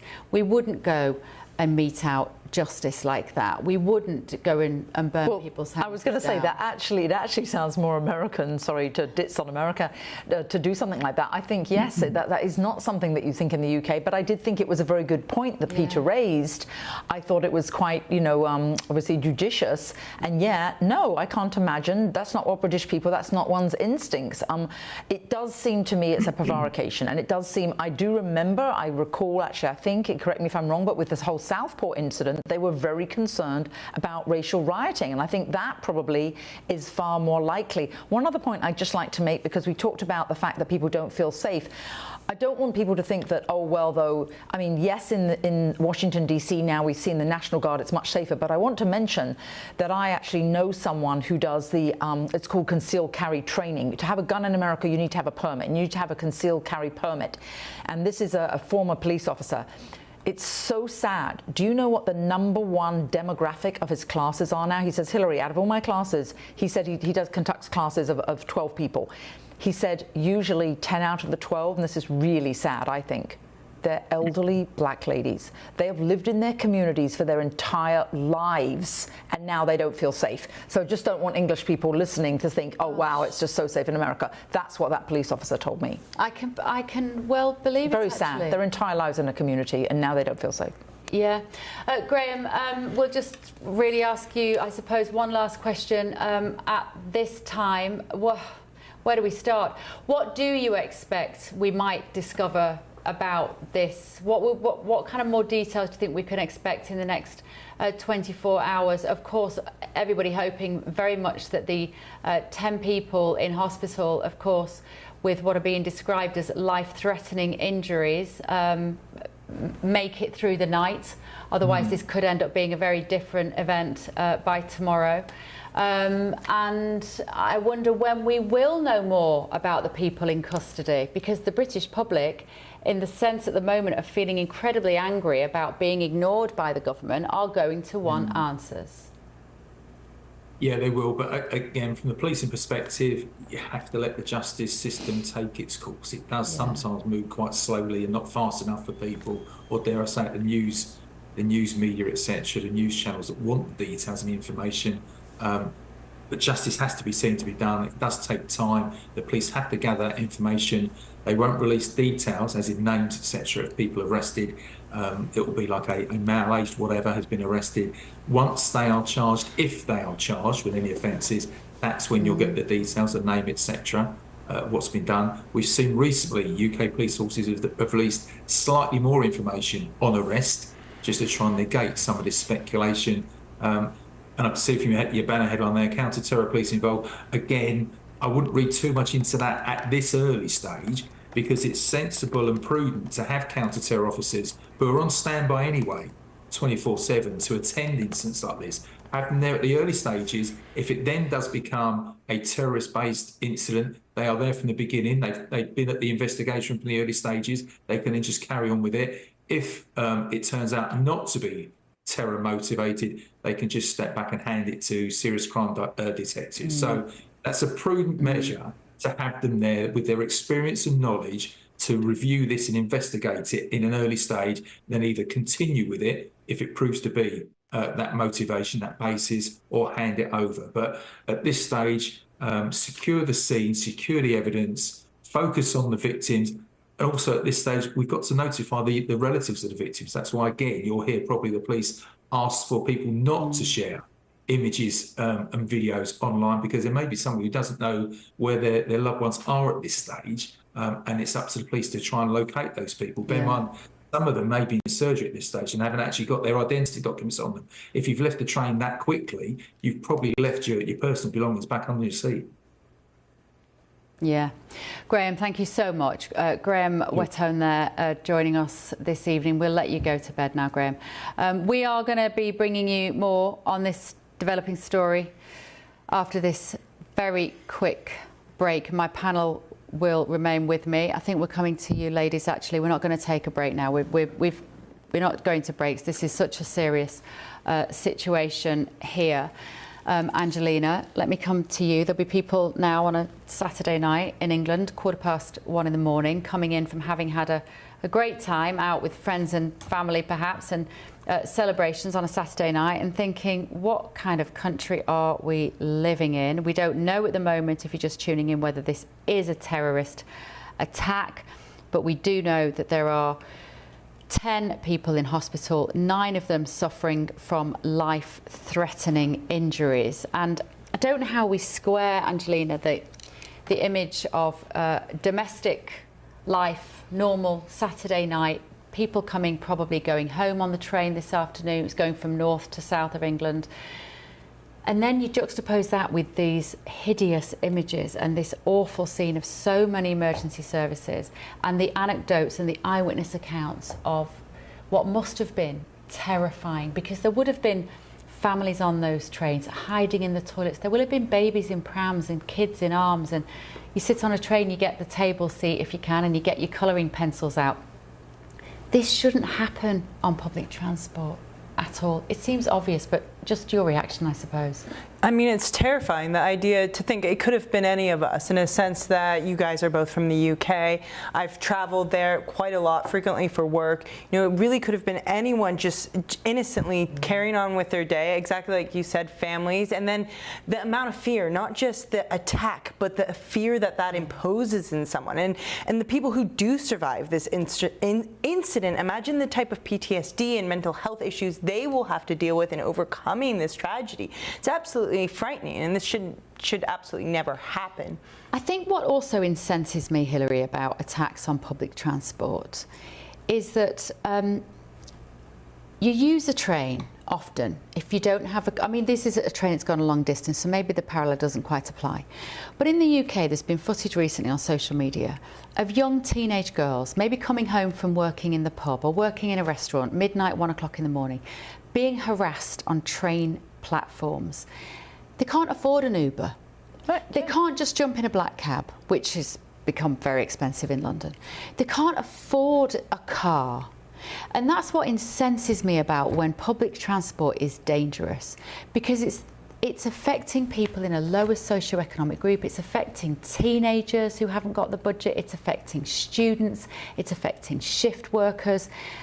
And it enrages me that the politicians driving around in blacked out windowed chauffeured cars don't do more to protect the public. Well, Bev, your point is absolutely right on the mark. It's that they're totally and utterly out of touch. They don't get on a train. They can't relate. Yeah. And sorry, I don't want to, damn them all, but I don't think that they can care. Because if they did care, surely, again, I'll raise the issue of that Guildford to the Waterloo line, Guildford to London. There was a stabbing 6 years ago. What has happened since then? What security has been increased? What has happened on the stations? Have there been any metal detectors installed? No. Has there been any increased security on the trains? No. And to your earlier point, in our last hour, you raised the great point about there being women-only carriages that some people have actually proposed. I think that something like that has to be done because, yes, you're right, the most valuable in society are really being, I wouldn't say punished, but are being, they're the most susceptible and they're the most vulnerable, and this is not right. Yeah, OK, thank you, Hilary. Let's go back to London and talk to political commentator Charlie Rowley, who was going to, Charlie, you were going to join us for the show anyway this evening, of course. None of us expected it to turn into a breaking news and developing news story about such a serious event. But I'm interested to hear your perspective, Charlie, from there. And of course, for our American viewers as well, maybe, Charlie, just give us a sense of what it can sometimes feel like to travel on public transport, on trains, on the tube, on buses. They can feel like some of the most vulnerable spaces, can't they, for British people at the moment? Well, Bev, you're absolutely right, and you were talking about it a second ago, the safety particularly of women and girls on public transport, whether it's buses, particularly in the evening, and of course the trains. And what is harrowing about this particular case, where we've learned that 10 people have been taken to hospital, 9 with life-threatening conditions, they are unable to escape. And Peter, who you had on earlier on, Peter Blexley, brilliantly outlined the horror that must have been on a moving train where you can't escape, the fear that would have been running through people on that carriage is just unthinkable and unbearable to think about. So obviously thoughts are with all of those people on that particular train today, but people that will be taking public transport tonight, everyone else that has been celebrating on a Saturday night all over the country, whether they're still enjoying the extended Halloween period, whether they're looking forward to Guy Fawkes night, so fireworks events would have been taking place all over the country where people would be using public transport to get to and from this evening. People will be alarmed at this incident, that yet again another terror attack seems to potentially have taken place in the United Kingdom. Again, Peter outlined perfectly that counter-terror police have been invited to assist the investigation. We're not sure what it is at the minute, whether it is terror-related or not, but it has the potential to be. But notwithstanding that, just the fear of 10 casualties, 9 with life-threatening conditions in hospital tonight on a train that was coming from Doncaster to London, where we know very little about the perpetrators. We don't know what whether it's one or two arrests have been made. We don't know where they come from, where they live, what station they might have got on or got off. And that's why I think this information that people are so hungry for and rightly want to have access to will take some time. The police have got to do their work to work out who these individuals may be, and they've got to investigate properly the motives. And particularly when there are so many people out on a Saturday night, any information that could be wrong would be, I think, counterproductive, because that might lead to all kinds of scenes on the streets that we don't want to see. So incredibly alarming scenes tonight, right up and down the country, where lots of people will be travelling home on public transport and feeling very, very agitated. Charlie, of what the Prime Minister said on Twitter. He said the appalling incident on a train near Huntingdon is deeply concerning, which I'm sorry, but I find that a terrible understatement. He said, my thoughts are with all those affected and my thanks go to the emergency services for their response. And then anyone in the area should follow the advice of the police. So, be good, do as you're told by the authorities. I just feel he doesn't get this right. What he's doing yet again, Charlie, is failing to empathise with how his people are feeling. And that is a combination of anger, fear and vulnerability. He doesn't articulate, does he, in his response to these events, what I would describe as an appropriate emotional response. Now, the Prime Minister would say this isn't a time for emotion.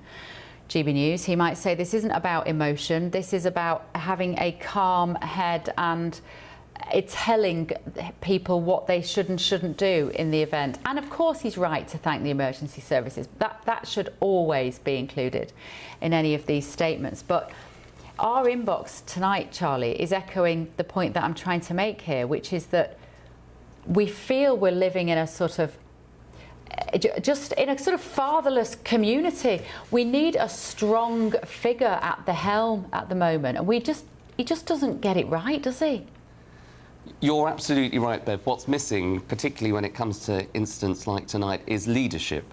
And yes, of course, it's absolutely right, as you said, to praise the emergency services who've responded, who've also put their lives on the line in tackling this incident. But it's not about saying necessarily just to anybody in the area, heed the advice. That's slightly common sense. Shabana Mahmood, the Home Secretary, in her tweet, obviously again rightly to praise emergency services, but encouraging us all not to speculate. Well, we don't need to hear that from politicians. What we need is somebody, as you say, to get the tone spot on, to exercise a bit of leadership and say that this is a horrific incident. The police are working through the night to get to the bottom of it, to get through all the information that they need to be able to inform the public.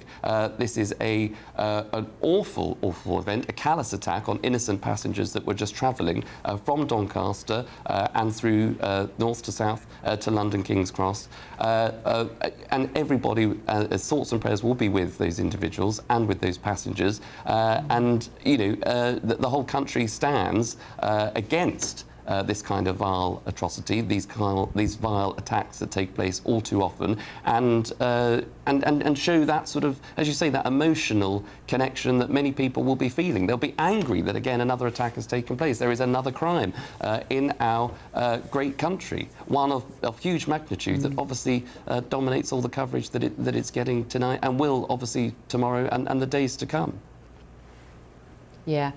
OK, Charlie, stay with us from London. Charlie Rowley there. We obviously haven't taken a break. We've been on air for an hour and a half now here at The Late Show Live, but we are going to take a very quick break. We'll be back with you in just a moment. Don't go anywhere.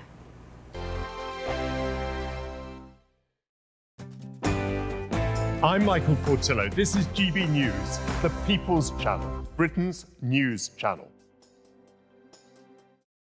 Westminster, the ultimate clique. And you're fighting like rats in a sack. But here on the Camilla Tominey Show, we ask the questions the establishment media is too scared to ask. OK, let me ask you a straight question, because I know you're a straight-talking politician. Whether it's net zero, illegal immigration or law and order, nothing is off limits. You had the power then. Yeah, as I and say, now you've lost it. That's the Camilla Tominey Show, a politics show that's fearless. But no, let me finish my question if you don't mind, because it is my show. Sundays at 9:30, only on GB News, the People's Channel, Britain's news channel. No matter the state it's in, this is our nation. Join me, Jacob Rees-Mogg, for a genuine, honest discussion on where we have been, where we are going, and where we are with the people who set the direction. Tune in to State of the Nation every Monday to Thursday, 8 to 9 o'clock. Only on GB News. Britain deserves a newsroom that puts the facts and your voice first. Well, and that's what you get on GB News. Lively debates, lively conversation. And we're not afraid to hold power to account. And each other. So join me, Andrew Pearce. And me, Miriam Gates, for Britain's Newsroom, weekdays from 9:30 on GB News. At GB News, we love to hear from you, our loyal community. So drop us a line at gbnews.com/yoursay. There you can talk to each other and also to the presenters live on air. gbnews.com/yoursay, because GB News is your channel, Britain's news channel. Westminster's full of talk, but out here, it's the real world. Am I allowed to talk then? No, that's it. This is where it matters, real people and real lives. That's what politics is all about. The fact is Trump made a good start. No. Straight answers, no spin, and just a couple of pints. How many fingers have I got up? About 10. So join me for Lee Anderson's Real World every Friday at 7 p.m. only on GB News. The People's Channel, Britain's news channel. From the school run to the home run, watch a new show for all of Britain. So he can say whatever he wants. A straight talking show where all voices are heard. And, you know, when are we going to stop talking about smashing the gangs and actually do it? With the stories that matter from every part of our country. There's a bit of a crash landing there for your Chancellor. Bold, fearless and standing up for you. That's me, Martin Daubney, 3 p.m. till 6 p.m.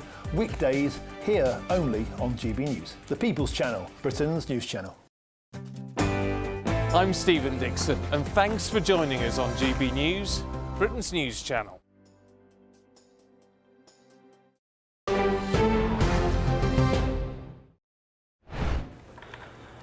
Welcome back to The Late Show Live here from Washington, D.C. We're going to return to the breaking news this evening. Emerging from Huntingdon in Cambridgeshire, 2 men have been arrested by armed officers after multiple people were stabbed on a train. That mass stabbing on a train near Huntingdon has been declared a major incident, and counter-terrorism police are supporting the investigation. 10 people have been taken to hospital, with 9 believed to have suffered life-threatening injuries. The video shared online appears to show a huge armed response, with police officers running along the platform towards the train carriages. In a statement, Cambridgeshire Police said, "We were called at 7:39 p.m. with reports that multiple people had been stabbed on a train. Armed officers attended and the train was stopped at Huntingdon, where 2 men were arrested. A number of people have been taken to hospital. In a statement on X, the Prime Minister, Sir Keir Starmer, has said this evening, the appalling incident on a train near Huntingdon is deeply concerning. My thoughts are with all those affected, and my thanks go to the emergency services for their response. Anyone in the area should follow the advice of the police.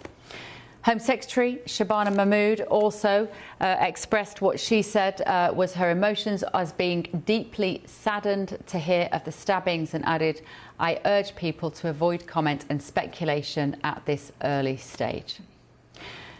Within the past few minutes, we've also heard eyewitness accounts this evening. So there was a man travelling on the train, and he said he saw an extremely bloodied victim, and that he believes that a suspect was tasered. Another witness described seeing a man with a large knife and passengers hiding in the toilets trying to escape the rampage in the carriages. The MP for Huntingdon, Ben Obies-Jeckty, and said he had never seen as big a response to an emergency incident as he attended the scene. So if you are just coming in on your Saturday night, we are watching the developing story. We now know that counter-terror police are involved in the investigation, which is not to conclude that this is a terrorist attack. At the moment, we do not have confirmation of that. And that was thanks to Peter Blexley, who joins me now, former Met Police detective. Peter, you were quite rightly at pains to point out that subtle distinction. But what will be happening now, Peter, as we watch these images at 1:30 in the morning there in the UK? There will be police working throughout the night, I'm sure. Oh yes, a huge response, as you would imagine, and lots of preparations being made for first light in the morning, because it will be far easier to conduct some of the forensic examination in daylight, rather than, of course, getting floodlights down there tonight, which in itself could be logistically challenging. But what was interesting from some of the footage that I was watching when you were speaking to your panel was that officers were on the tracks carrying out searches. Lots of attention was being paid to underneath the train, but also a group of about half a dozen officers were paying very, very close attention to a wall that was on the completely opposite side of the railway tracks, so separated by some 20-25 metres or so. And I was scratching my head as to why they were doing that. We might find out in the days and weeks to come.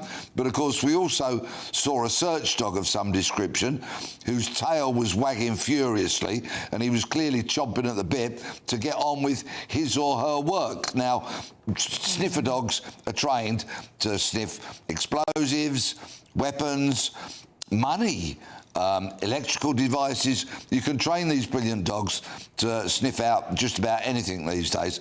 So we don't know what type of specialist dog it was. So much will happen tomorrow. And as one of your previous former police officers, Graham Wetton, contributed, believe it or not, whoever's been arrested will have to have their bub-eyes. They will be put on the, they'll lie on their mattress with a blanket and be told to get their sleep, so that in many months to come, if there are charges, if they go to court, their clever and highly expensive lawyer cannot stand up and say to the jury, my defendant confessed because he was tired or he was otherwise under duress. Those kind of things. So the police play by the rules when it comes to the detention of prisoners, and I'm sure they'll be getting everything, dotting every I and crossing every T, as I put it. Yeah. I'm sensing by the tone in your voice there, Peter, that you're not necessarily a fan of that sort of duty of care to potential perpetrators of crimes. Am I right? And when did that sort of mollycoddling, treatment, courtesy, respect, when did it start to be afforded to those who'd been arrested? Well, the arrested persons were basically granted their rights when the Police and Criminal Evidence Act of 1984 came in. And of course, lawyers have have ensured that they've had more and more rights in the ensuing decades. It's right, of course, I'm an old sweat detective who perhaps thinks that defendants do get it a bit too luxuriously these days. But it's 2025. What I don't want is people, for any crime, being charged when there's evidence and then being acquitted because there was some part of their treatment that didn't abide by the law. So it's where we're at now. It's why there are custody staff, custody officers, and policing has changed so dramatically. I guess it's kind of all in the name of fairness. I'm just looking at our inbox here as well. Sorry, just waiting for this to reload. It's not working at the moment. While you're doing that, Bev, while you're doing that, Bev, could I just please, because the example I gave when we were talking about the release of information of prisoners, you picked up on quite rightly and sort of packaged it up that there might be fear of vigilantism. There are many other reasons, and I'll just rattle through one quickly so that you can get to your panel. Yeah, please do. It's no, please do, because I think, particularly from America, Peter, just in case people are just tuning in, why this feels relevant as a conversation, a topic, is because it's so different here in America. So as soon as a high-profile case like this happens, we know names, we know faces, and we were just contemplating, weren't we, how different it is in America compared to the UK, where we are drip-fed tiny bits of information. So go ahead, Peter. I'm interested to what you've got to say. I can give you no finer example than this.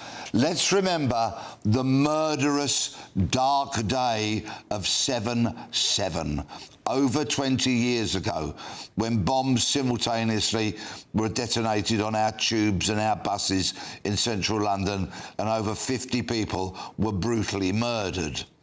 The terrorists themselves did actually take their own lives.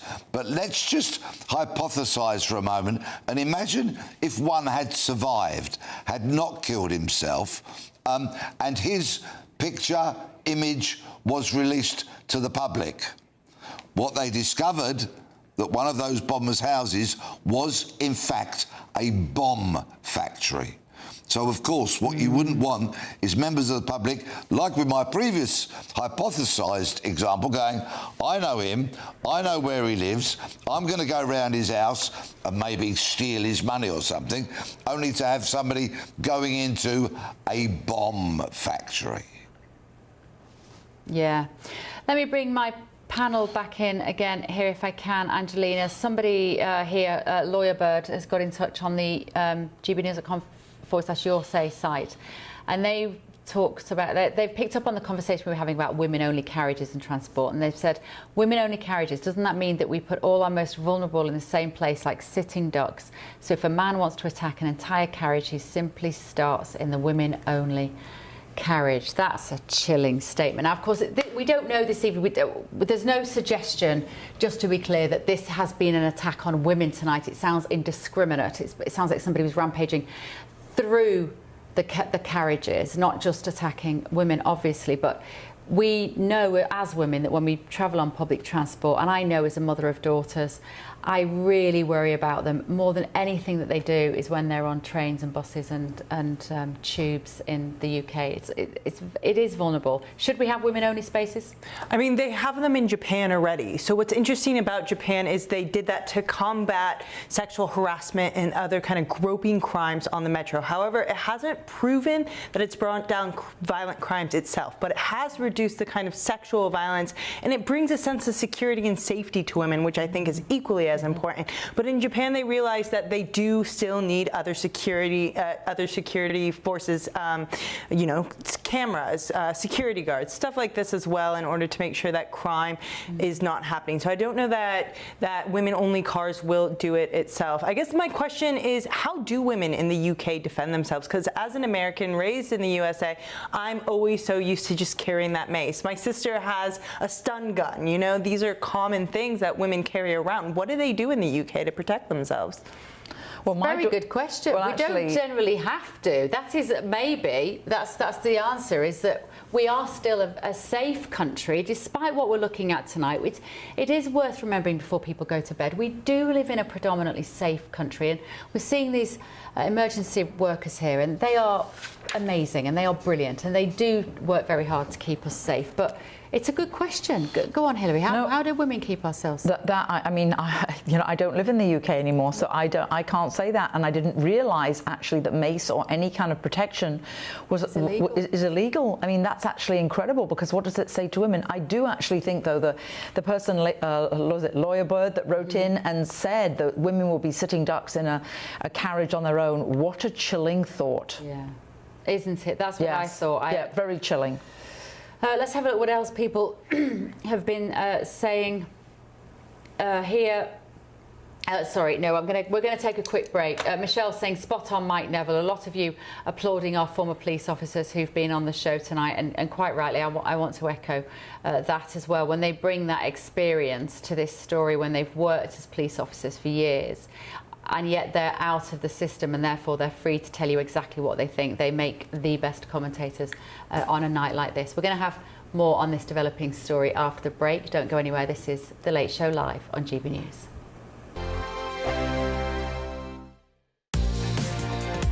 Mornings don't have to be tiresome, especially if you have the right company. Wake up to news as it happens, opinion and debate, and of course, a little bit of entertainment too. Because when the kettle's on, we're on. That's Breakfast on GB News, a show worth waking up for. Every morning from 6 a.m. Only on the People's Channel, Britain's news channel. We'll spread the news, you spread the word. Hi, I'm Michelle Dewberry, and my show is your opportunity to cut through all the noise and dive in headfirst to some robust debates. Ideas clash. Situation, No, isn't it? no, Because the failure is you're deliberately avoiding my point. Nothing's held back, And if you think this is the end of it, wait for more. and we do not shy away from the difficult stuff. Sometimes I want to shake people and say, if only you understood. So join me on Jubes & Co weeknights at 6 p.m, only on GB News, Britain's news channel. Join me, Nana Akwe, for an informative, interactive news programme with a difference. It's fun. No, he didn't say that, Dave. I'm so surprised. I think there's an element of truth to that. Join me from 3 p.m. every weekend, only on GB News, Britain's news channel. At GB News, we love to hear from you, our loyal community. So drop us a line at gbnews.com/yoursay.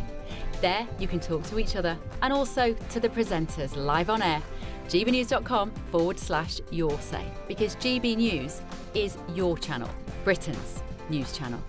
Westminster, the ultimate clique. And you're fighting like rats in a sack. But here on the Camilla Tominey Show, we ask the questions the establishment media is too scared to ask. OK, let me ask you a straight question, because I know you're a straight-talking politician. Whether it's net zero, illegal immigration or law and order, nothing is off limits. You had the power then.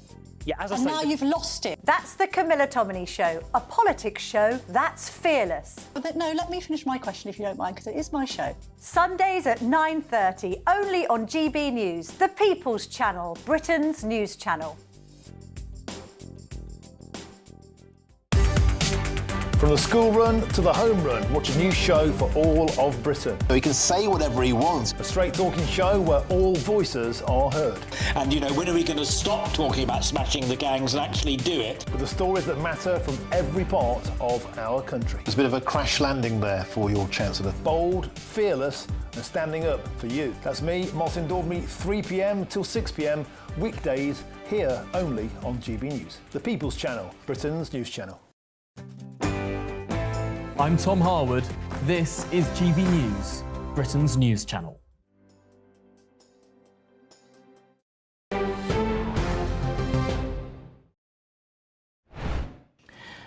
Welcome back to The Late Show Live. Let's return to the breaking news emerging from Huntingdon in Cambridgeshire this evening. If you're just coming in on this Saturday night from a night out, 2 men have been arrested by armed officers after multiple people were stabbed on a train. That mass stabbing on the train near Huntingdon has been declared a major incident, and counter-terrorism police are supporting the investigation. 10 people have been taken to hospital, with 9 of them believed to have suffered life-threatening injuries. The Prime Minister made a statement on X, formerly Twitter, and said the appalling incident on a train near Huntingdon is deeply concerning. Does that go far enough as far as you're concerned at home? He went on to say, "My thoughts are with all those affected, and my thanks go to the emergency services for their response." He said anyone in the area should follow the advice of the police. Let's talk now to political commentator Charlie Rowley, who does join us from our London studios. Charlie, we've already discussed that reaction and the fact that, frankly, we feel it doesn't go far enough. It doesn't relate to the public. It doesn't demonstrate the empathy, sadness and shock and, frankly, anger that so many British people feel to have another incident of innocent people going about their day in the UK and to be confronted with such extraordinary violence in cold blood, to find their day, some of them. I mean, this isn't just, we have to remember, this isn't 10 people affected. This is 10 families affected by this, and also the countless other witnesses that will be distressed. Some of them will have been children on that train on a Saturday afternoon, evening, going from Doncaster down to London. What will be happening behind the scenes? You've walked amongst the corridors of power, Charlie. You know how it works in politics. What will be happening now behind the doors of Downing Street and within the offices of the civil service to know how to react tomorrow? I have a terrible feeling they'll be thinking about themselves and how to protect themselves and how to control the narrative in the morning, rather than coming out, making a statement about what might possibly change. Charlie. Bev, you're absolutely right. And there'll be so many questions behind the scenes, whether it's special advisors, whether it's officials in the Home Office, ministers will be asking a lot of questions. They'll be chomping at the bit, you hope, to get those answers from the police as soon as the police have any information that they can shed light to the public. But because this government, it seems to me, and it's an opinion, but I think one that a lot of people will sympathise with, where other attacks have taken place in the past, Southport is the one that springs to mind, where information wasn't forthcoming, and when we saw on the back of the Southport horrific stabbings there, which, you know, some would argue sparked some of the riots that we saw the summer of last year. Because information wasn't forthcoming, to then be branded part of a far-right bandwagon if you dare speak out about a particular individual or somebody's characteristics, and where we're seeing, again, you know, without speculating too much or stepping it apart from what might be in this particular case, if it is the case that these perpetrators, whether they're one or two, the two individuals that have been arrested, if they are of a particular religion, if they are of an extremist ideology, if they came to the country on the back of a boat or illegally, that will spark obviously huge conversations about the security of Britain anyway. We don't know any of that, but they could be British and they could be right-wing extremists. We just don't know. But behind the corridors of power, as you say, behind those doors, I would want to make sure that we're getting all the information that we can and being able to tackle it head on. So if it is the case that they have a particular ideology, then I would be going straight to Parliament as soon as I know the answer to that, and making the statement and making it very clear that, you know, this country stands up for a particular set of values that these two perpetrators, and there could be more. It could only be one of these individuals. We don't know, but it's about getting the tone. But you've got to get that information, and simply saying to the public, well, just, you know, behave yourselves, abide by the police, listen to advice, is not good enough. Yeah, if you're in Cambridge, just do as the police tell you to do. Really? Because yet again it is about, and Peter, you're still with us, I believe, I cannot bear this pervasive messaging which is coming through from all different angles about this idea that everybody is somehow guilty. And actually, the guilty are treated too often as though they are innocent. I see it in the security cameras everywhere. You will all be surveilled, because we might then catch the bad guys. Well, we're all innocent, so can you just get out of our lives, please, and catch the bad guys? And this presumption that everybody is bad. No, a few people in the UK are bad, and yet we don't seem to have an appropriate response. We're not doing anything in the short term, in the medium term, or the long term to stop these sorts of incidents, Peter.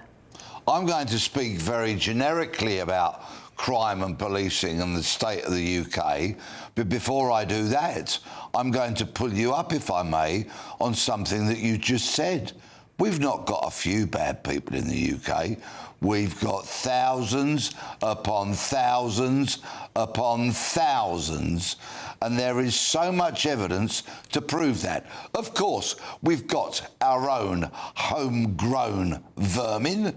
We always have had, we always will have. In fact, the modern policing model was set up some decades ago to deal with our own garbage. But we have imported, through our negligent, dangerous, open borders policy, where people can just jump on a dinghy and get halfway across the English Channel to be met by our own border force, ferried to Dover, housed, clothed, fed, given a stipend every week by the record numbers this year. We've had people smuggled in lorries. We've had people smuggled in yachts. We've had people flooding into the UK, both legally and illegally. And in the last decade or more, it has changed the very fabric of our cities. There are places, of course, beautiful country villages with chocolate box cottages that have not seen the impact of immigration that we have. But to go alongside our own garbage, we've imported thousands and thousands and thousands of them.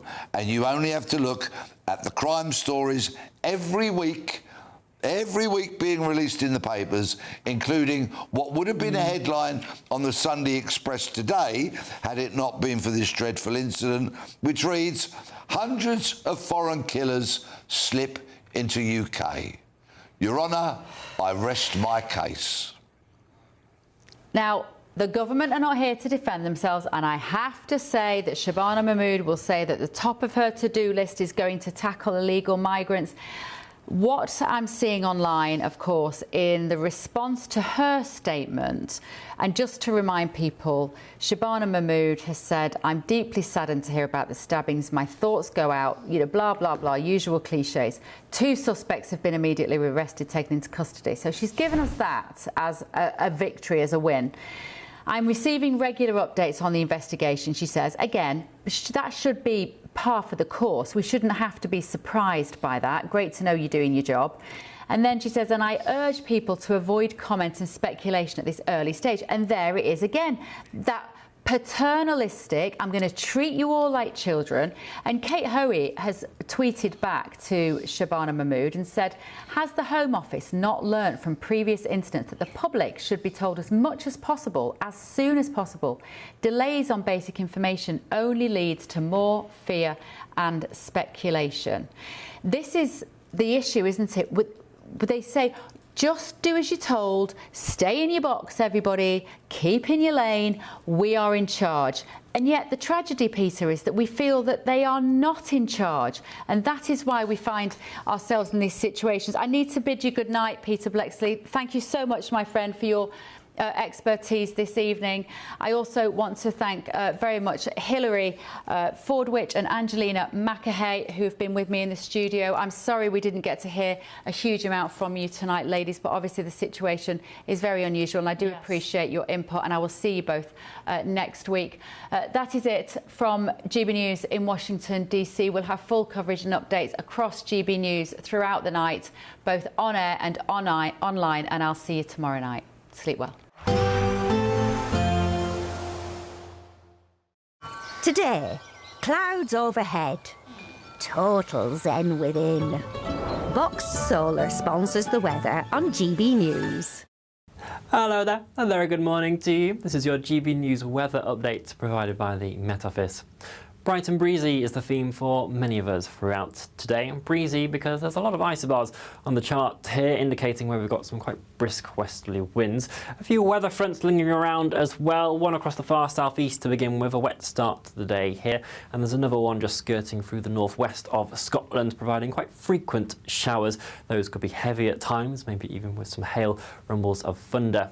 The wind's strongest up towards the northwest as well. We could see some coastal gales for the Outer Hebrides, the Highlands, and over towards the Northern Isles later on in the day. For elsewhere, though, there will be some sunshine poking its way through at times, and if you manage to see that and you get out of the breeze a bit, it won't feel too bad. Temperatures are around 10 to 13 degrees Celsius for most of us. However, the cloud is going to build out towards the west later on in the day, initially for Northern Ireland, and we'll see some longer spells of rain arriving here into the evening.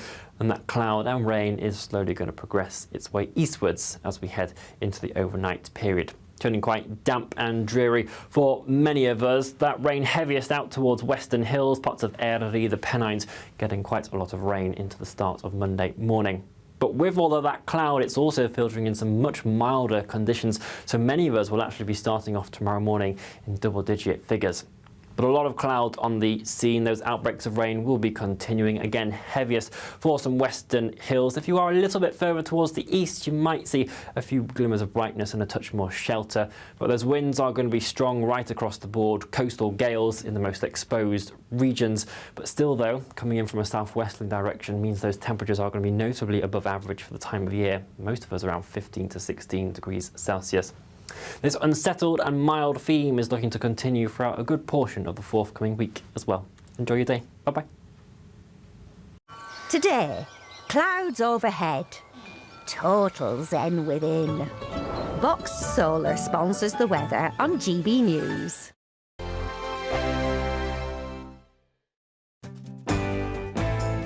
I'm Andrew Pearce. This is GB News, the People's Channel, Britain's news channel. Westminster's full of talk, but out here, it's the real world. Am I allowed to talk then? No, that's it.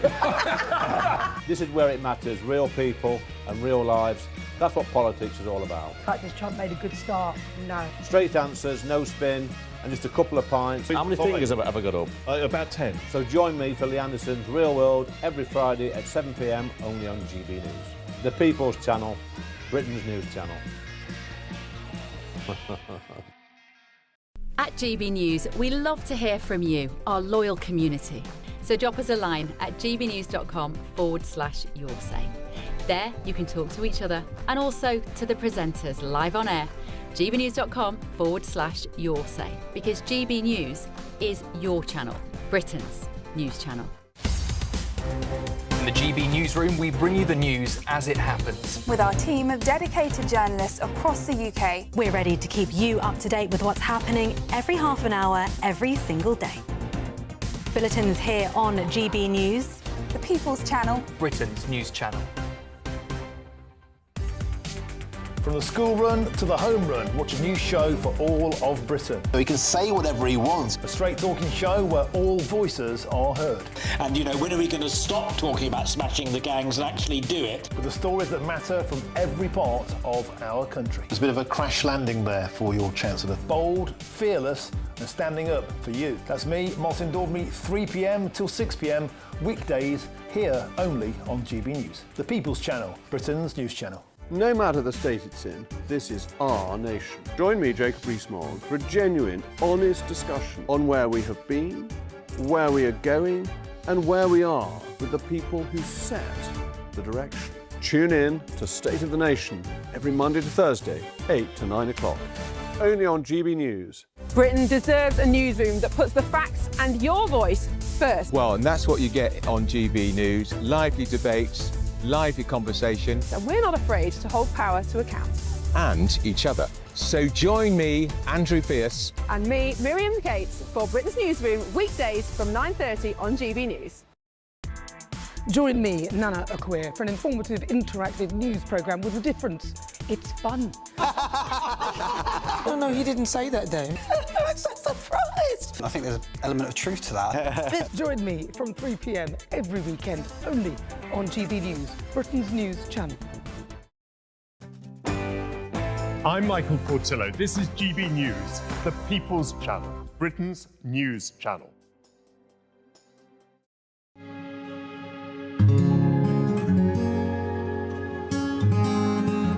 I think for far too long in this country, millions of people felt as though they weren't represented at all by the establishment media.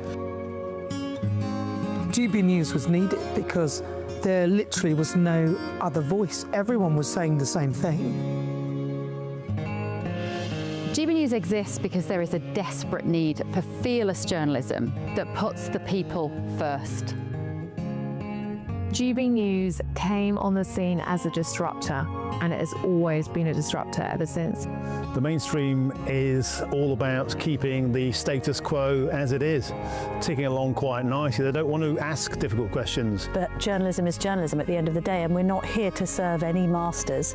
Our masters are our audience. Charlie Peters, he gave a voice to the victims of grooming gangs, and now, of course, it's led to a national inquiry. GB News exists to make sure those concerns are put forward and people feel as though what they want to ask is put to those in power. We don't take orders from anyone. We ask the questions our viewers and listeners want answering. I know what's actually being discussed by my family and my friends.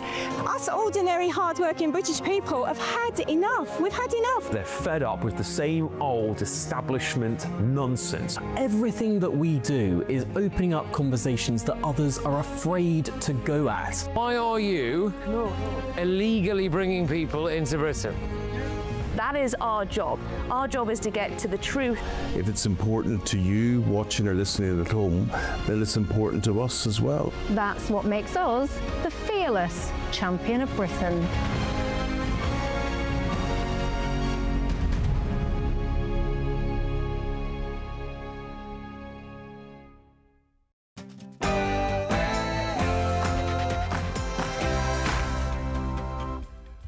Yes, it's the witching hour, and anything, yes, anything could happen. It's Saturday night, and this is the Saturday 5, the UK's biggest Saturday night TV show. I'm Kai Wilshaw, along with Based and Bougie, Dr. Renee Hunderkamp, Alex Armstrong, and Trey Lowe. Tonight on the show. Parents are outraged that migrants have to share school with their children. Enough is enough. It's time to get men out of our spaces. Zara Sultana's comments about Nigel Farage are disgusting. London has gone to the dogs.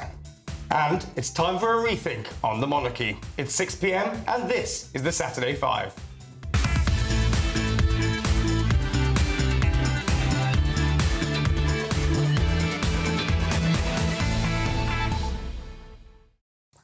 Yes, ladies and gentlemen, ghouls and ghosts, plonk yourselves down for a witch-tastic Saturday night, because what could be more frightening than this? Yes, by unpopular demand, I'm in the driving seat once again tonight, straight from the Stambot factory. I am indeed Nobel Peace Prize winner, champion long-distance runner, and unreformed serial liar, Kai Wilshaw. Of course, the good news for you all is that when, not if, something goes spectacularly wrong, my autocue breaks, if God forbid there's any breaking news, if I do a Joe Biden and start walking around confused, or malfunction and go, feed me more taxes, then you do get a good laugh at my expense. Joining me tonight are my brilliant, spooktacular panel. I promise that's the end of the Halloween jokes. Based and Bougie is making a debut appearance on this show, replacing Big Willie Kingston, of course. And after a brief holiday from putting the world in its place and using me as a prop for various health-related demonstrations on this show, it's our ever-sunny Dr. Renee Hunderkamp. Then, one of Britain's hunkiest presenters, as long as you don't let him near a beard trimmer, Alex Armstrong. And Trey Lowe, apprentice star who's been running executive speaker courses of late. So if I get tongue-tied, you'll know who to blame. But this show would be nothing without you, the viewers at home. We want to know your views as well, so send your views, post your comments. Don't go easy on me, you never do. Craft your cleverest comments and visit gbnews.com/your say. And of course, don't forget to get your questions in for the third hour in Ask the Five. No topic is taboo, no secret is sacred. We'll try to get to them, but you'll have to wait for that. And then, of course, what do you want us to debate in the Saturday Scrap?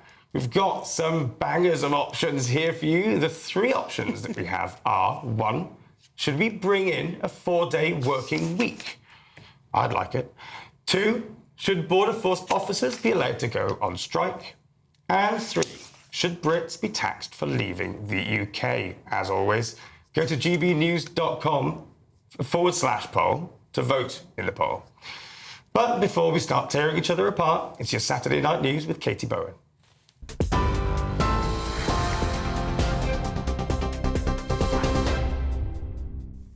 Kai, thank you and good evening. The headlines at 3 minutes past 6. Pressure is building on Andrew Mountbatten Windsor to give evidence before a US congressional committee about his links to the disgraced financier Jeffrey Epstein. It comes just days after the King stripped his brother of his Prince and Duke of York titles. It's reported Andrew is set to receive a 6-figure one-off payment to cover his move out of Royal Lodge in Windsor to private accommodation in Sandringham. That's as well as an annual salary thought to be several times higher than his £20,000 a year Navy pension. Andrew denies all of the allegations against him. A 70-year-old man who died after a helicopter crashed into a field near Doncaster has been named as Peter Smith, South Yorkshire Police have said. The pilot of the aircraft, a 41-year-old man, and 2 other passengers, a 10-year-old boy and a 58-year-old woman, suffered only minor injuries following the incident in Bentley on Thursday. Mr Smith's family have shared the following tribute via police, saying he was a beloved husband, father and grandfather. Elsewhere, 2 more people have been charged over a theft at the Louvre Museum last month. That's according to the Paris prosecutor's office. A 38-year-old woman has been charged with complicity in organised theft and criminal conspiracy with a view to committing a crime. A man aged 37 was charged with theft and criminal conspiracy. Both deny any involvement. The first charter flight carrying British citizens back from Jamaica after Hurricane Melissa is set to take off today. Parts of the Caribbean have been left devastated by one of the strongest hurricanes to hit the Caribbean, with at least 50 people killed and nearly 500,000 without power. Around 8,000 British nationals are thought to have been on the island, where popular tourist areas such as Montego Bay have been badly hit. The UK has also announced £7.5 million of humanitarian support, including shelter kits and solar-powered lanterns. France is also sending aid, including water treatment equipment, tents, mattresses, hygiene kits and food. And some brief news from the sporting world. Australia have won the 2025 Rugby League Ashes, beating England 14-4 at Everton Stadium. Australia take away the title in the 3-match series with a game to spare. Those are your latest GB News headlines. Now let's go back to the Saturday 5. Tune into GB News Radio wherever you are. Online, on DAB digital radio, on TuneIn, on Radio Player and on your smart speaker. Just say, play GB News.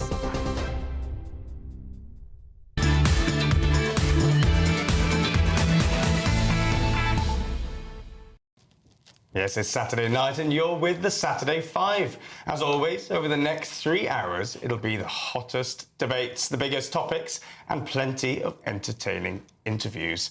Now, I know you've all been focused on this big issue today, and so let's crack on with it. Again, as most of us do, I'm going to abuse the chair role and take the first debate. The King, this week, as we know, stripped his younger brother of all his titles, styles, and honours.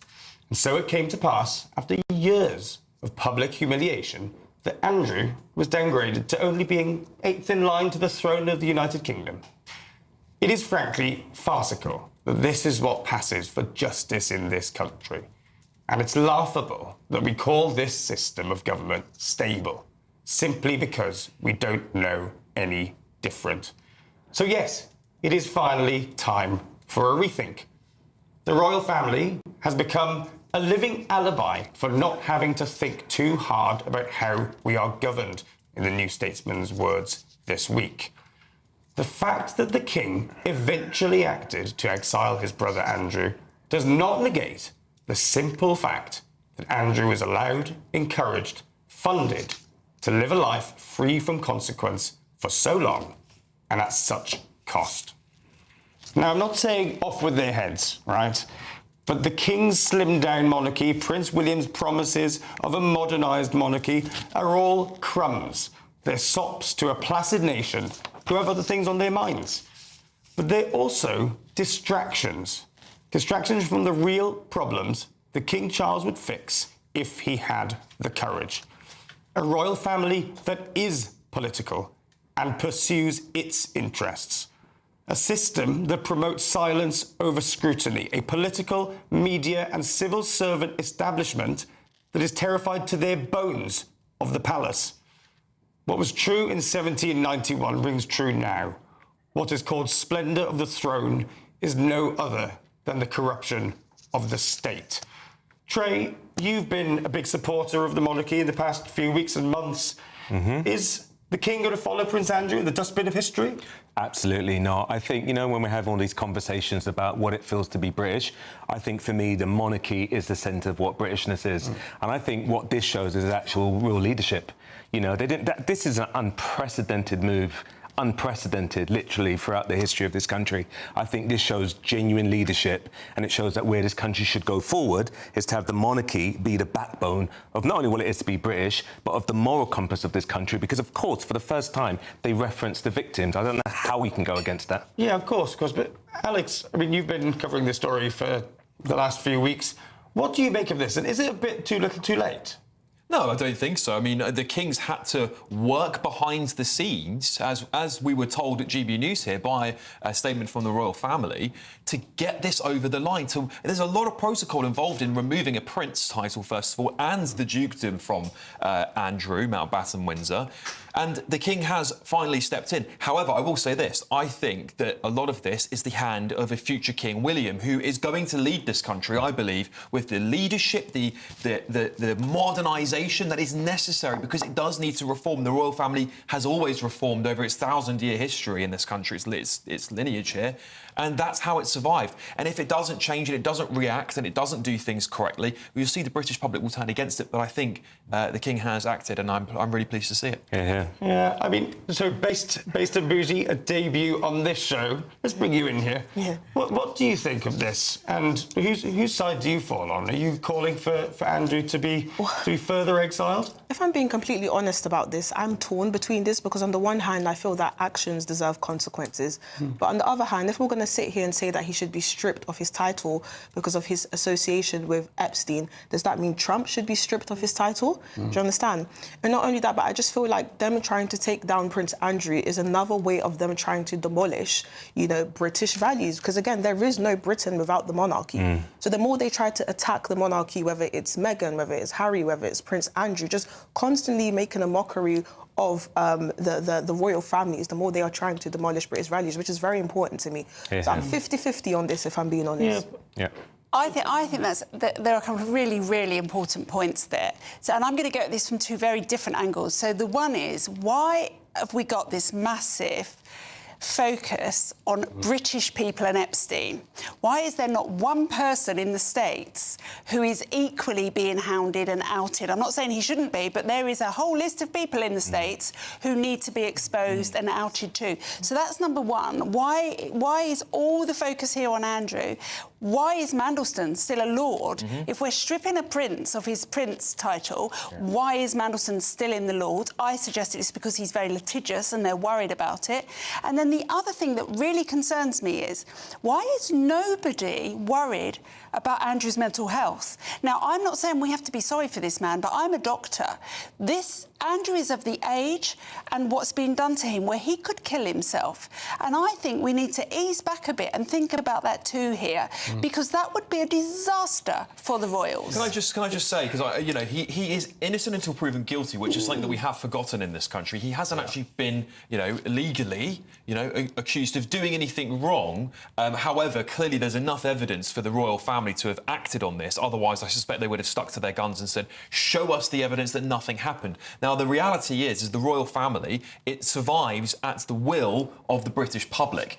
If enough British people believe Andrew is guilty and the polls are shifting in the wrong direction for the monarchy at the moment, they have to react. They have to react to that, and they have to say, actually, we need to show we're robust, we need to show we're strong on this one. And I think as a public institution, which they are, they needed to do something. They do, and they've done it. But the press are relentless about this. We are relentless about this, and I am worried. This man has had everything that matters to him taken away from him. He's been outcast to Norfolk in the middle of nowhere without his ex-wife on whom he clearly depended and without his children there. He has no one to see, no social life, nothing to do.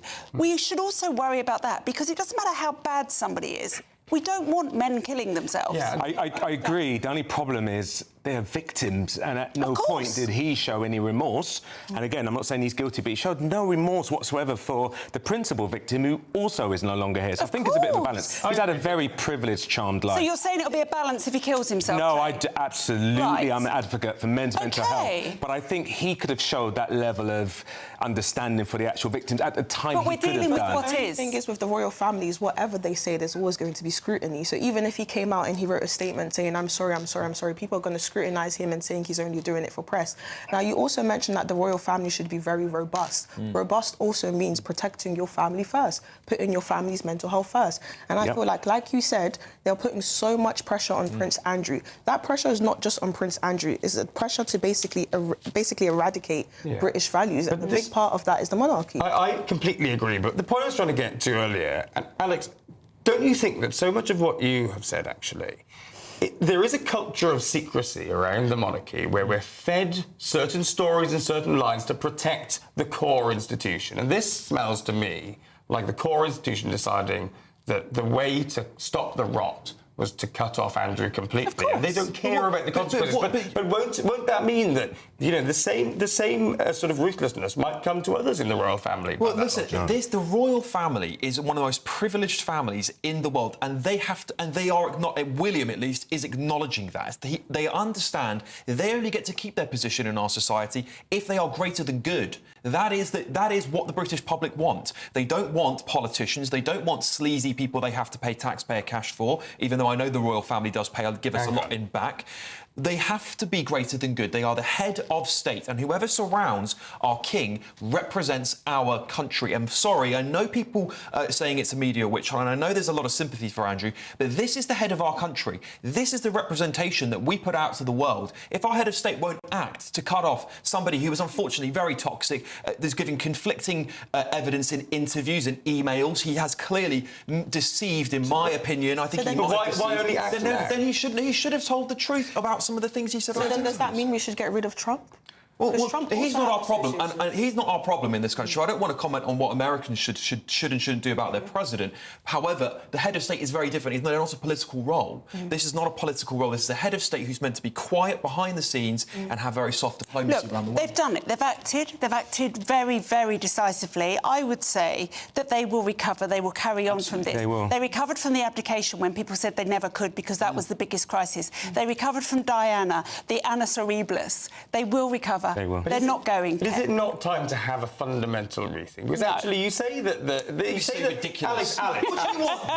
Corbyn. This is what you want. You want President Polanski, President Corbyn. Let me finish this is the kind of nonsense you want in our country. You say that the royal family serves at the pleasure and the privilege of the British public. They do. I think they simply are there because we don't care. We don't care anymore. They've always been there. They've always been there. It's just easier to accept how things have always been. Can I just remind you, dress it up as history and heritage. As an Oxbridge student, we had a revolution in this country where we got rid of them and we invited them back. Why was that, Kai? Yeah, when was that? When was that, Alex? It doesn't matter. It doesn't matter. We still went through the experiment of being a republic and we didn't like it because we tried it. We ended up with worse. We can control the royal family through Parliament. We can control the royal family through Parliament. Kai, every European country that has got rid of its monarchy has replaced it with something worse. Exactly. So a president that nobody loves. I say that we should dare to... But that's because you're a Marxist. Dare to be better, dare to be Can you just imagine, I want the audience to imagine this for a second. President Starmer President Sultana, President Corbyn. That's what's going to happen if you really want the royal family to go. All right, that's enough of you spouting nonsense. We've got plenty more to come, still to come tonight. And you're with the Saturday 5, live on GB News. Renee, what have you got for us? Do you know, it's time for the government to act and get men out of our spaces. Gosh, yes. Well, and once again, you are with the Saturday 5, live on GB News.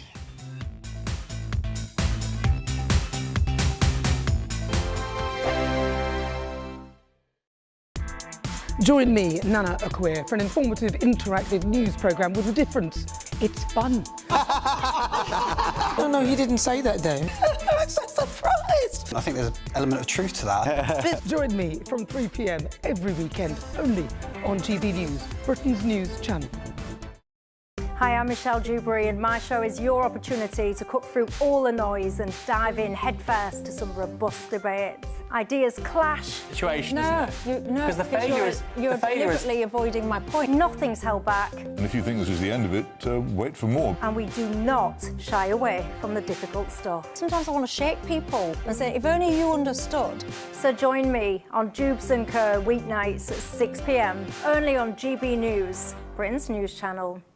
Britain was once the envy of the world. But look around. A nation that no longer knows what it is or where it's going. A country that's broken. How do we fix Britain? How do we bring it back? Friday night with Matt Goodwin at 8 p.m. only on GB News. Mornings don't have to be tiresome, especially if you have the right company. Wake up to news as it happens, opinion and debate, and of course, a little bit of entertainment too. Because when the kettle's on, we're on. That's Breakfast on GB News, a show worth waking up for. Every morning from 6 a.m. Only on the People's Channel, Britain's news channel. We'll spread the news, you spread the word. From the school run to the home run, watch a new show for all of Britain. He can say whatever he wants. A straight talking show where all voices are heard. And, you know, when are we going to stop talking about smashing the gangs and actually do it? With the stories that matter from every part of our country. There's a bit of a crash landing there for your Chancellor. Bold, fearless and standing up for you. That's me, Martin Daubney, 3 p.m. till 6 p.m. weekdays here only on GB News. The People's Channel, Britain's news channel. In the GB Newsroom, we bring you the news as it happens. With our team of dedicated journalists across the UK, we're ready to keep you up to date with what's happening every half an hour, every single day. Bulletins here on GB News, the People's Channel, Britain's news channel. Westminster's full of talk, but out here, it's the real world. Am I allowed to talk now? No, that's it. This is where it matters, real people and real lives. That's what politics is all about. The fact is Trump made a good start, no. Straight answers, no spin, and just a couple of pints. How many fingers have I got up? About 10. So join me for Lee Anderson's Real World every Friday at 7 p.m. only on GB News. The People's Channel, Britain's news channel.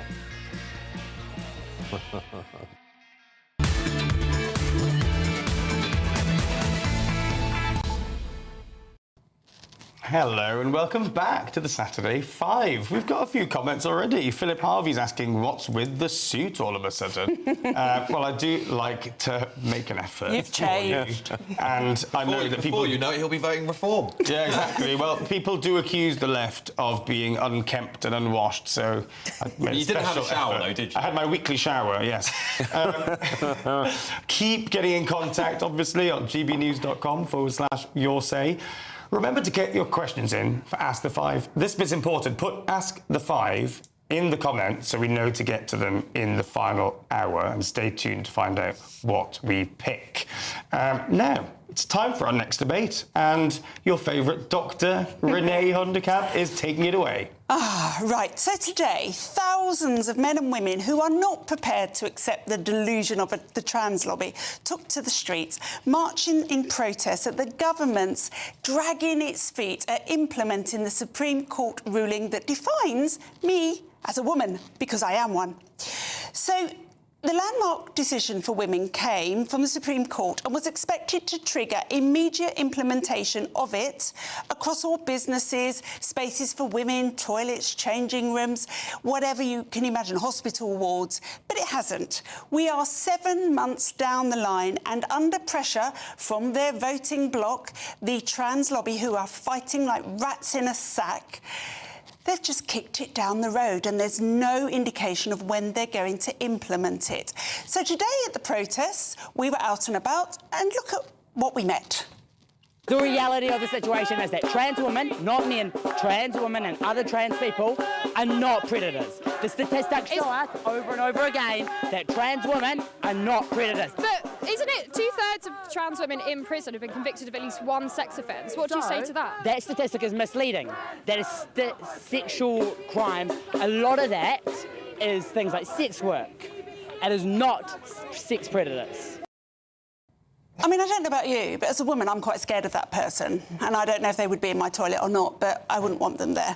But from today, from London to Leeds and up in Scotland, stop making me laugh, Alex, there are banners, chants, anger filling the air as sensible people, men and women, and even children, are demanding for the government to do what the Supreme Court told them to do and implement the law. There was a ruling, an initial ruling from the EHCR saying that it needed to be implemented across businesses immediately, or those businesses would be breaking the law. But the government have decided that they need to actually assess the impact on businesses. They don't. When it's a law, they don't. The businesses just have to do it. The government have insisted that they need more time to review the implications. But for thousands of people marching today, and good for them for getting out there, time is exactly what they've already had. And the time is now to stand up for women. Dr. Adair, you've been talking about this issue for a while, and it seemed like a bit of a win, that Supreme Court judgment. What would you say, though? Because the Labour government says that these impact assessments, they can take 3 to 6 months. This one might take longer. A bunch of Labour MPs have written a letter 50. agreeing. Surely this is going to be expensive for businesses to implement, no? Doesn't matter. It's a law. The Supreme Court have made it clear it's the law, the businesses have to do it. And those MPs, if you look at who they are, who have signed that letter to the government, who are putting on the pressure, are the typical trans lobby MPs. Angela Eagle, who said when that law was passed on that day that she would find a way to overturn that law. Those are those MPs. This is all this is about. This is not, they don't give a damn about the businesses. They give a damn about the trans lobby and their vote. That's what's going on here. Well, you know what? It's time to give a damn about women. But you say the trans lobby, it's almost disappeared. Stonewall's in dire financial straits. To say that that is comparable to actually quite a well-organised group on the other side, I think, you know, the gender critical movement and so on, all these protests, I think... You're joking, Mika. No, come on. I mean, that's been going on for ages. I mean, you would say that the trans lobby is really powerful, but actually, is it not just a tiny minority of people, frankly, it's that's not dwindling in number and funding? Right, unfortunately, it's not a tiny minority of people, and this is always the thing that you throw back at me, and it doesn't matter if it's only one, but it isn't. The lobby is vicious. Did you see those people behind that person with their masks on, screaming abuse at women? That is what it is. They were. It doesn't matter. Protest. They're there, and they don't want women to have their own space. They don't want women to have a view. Every time Kelly J. Keane tries to talk, she gets shouted down. She has to have a police escort. It's time for women to come back and be counted. This is our time now. We have the law on our side. Can I just say that, you know, first and foremost, they are a very small majority of the population, the trans community, but that's exactly why we should not be paying so much attention to this small majority. I don't understand. A woman is a woman is a woman is a woman. Like, why do we need laws? And the funniest thing about this is that women fought so hard for their rights. Exactly. Whether it's the suffragettes movement, the feminist movement, we fought so hard for our own rights. Only for men dressed up as women to now take our rights. That is a slap in the face. So yes, they are a very small majority, but that's exactly why we should stop giving them the attention, because they're tiny. It shouldn't be that relevant. Yeah, I mean, I think some, probably people like me, would say that's because the right wing have weaponised this. But Trey, on both sides, I think people are quite vicious to each other.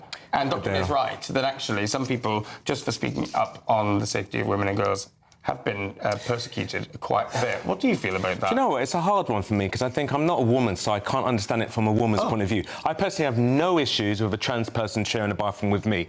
But like I say, as a man, I'm unlikely to be intimidated by it. And I also feel sorry for people with genuine gender dysphoria, and they generally are people like that. I think some of their causes have been hijacked by this vocal majority, some of whom are men, like to be able to hound down and shut down women. I think that's what's actually really sad about it. But I think women do need to be listened to, but I just wish it was done with some level of compassion for those people who are caught in the middle, people who genuinely have gender dysphoria and they want to have the right to use the bathroom. But like I say, guys, I defer much more to you guys than to me because it doesn't impact I'm sorry, I need to pick up on it. A man who thinks it's a woman's right to use my space isn't a right. Because the only rights that count there are mine. But if someone's got gender dysphoria, they I don't care. Genuinely feel like a woman. So if I genuinely feel like a polymath,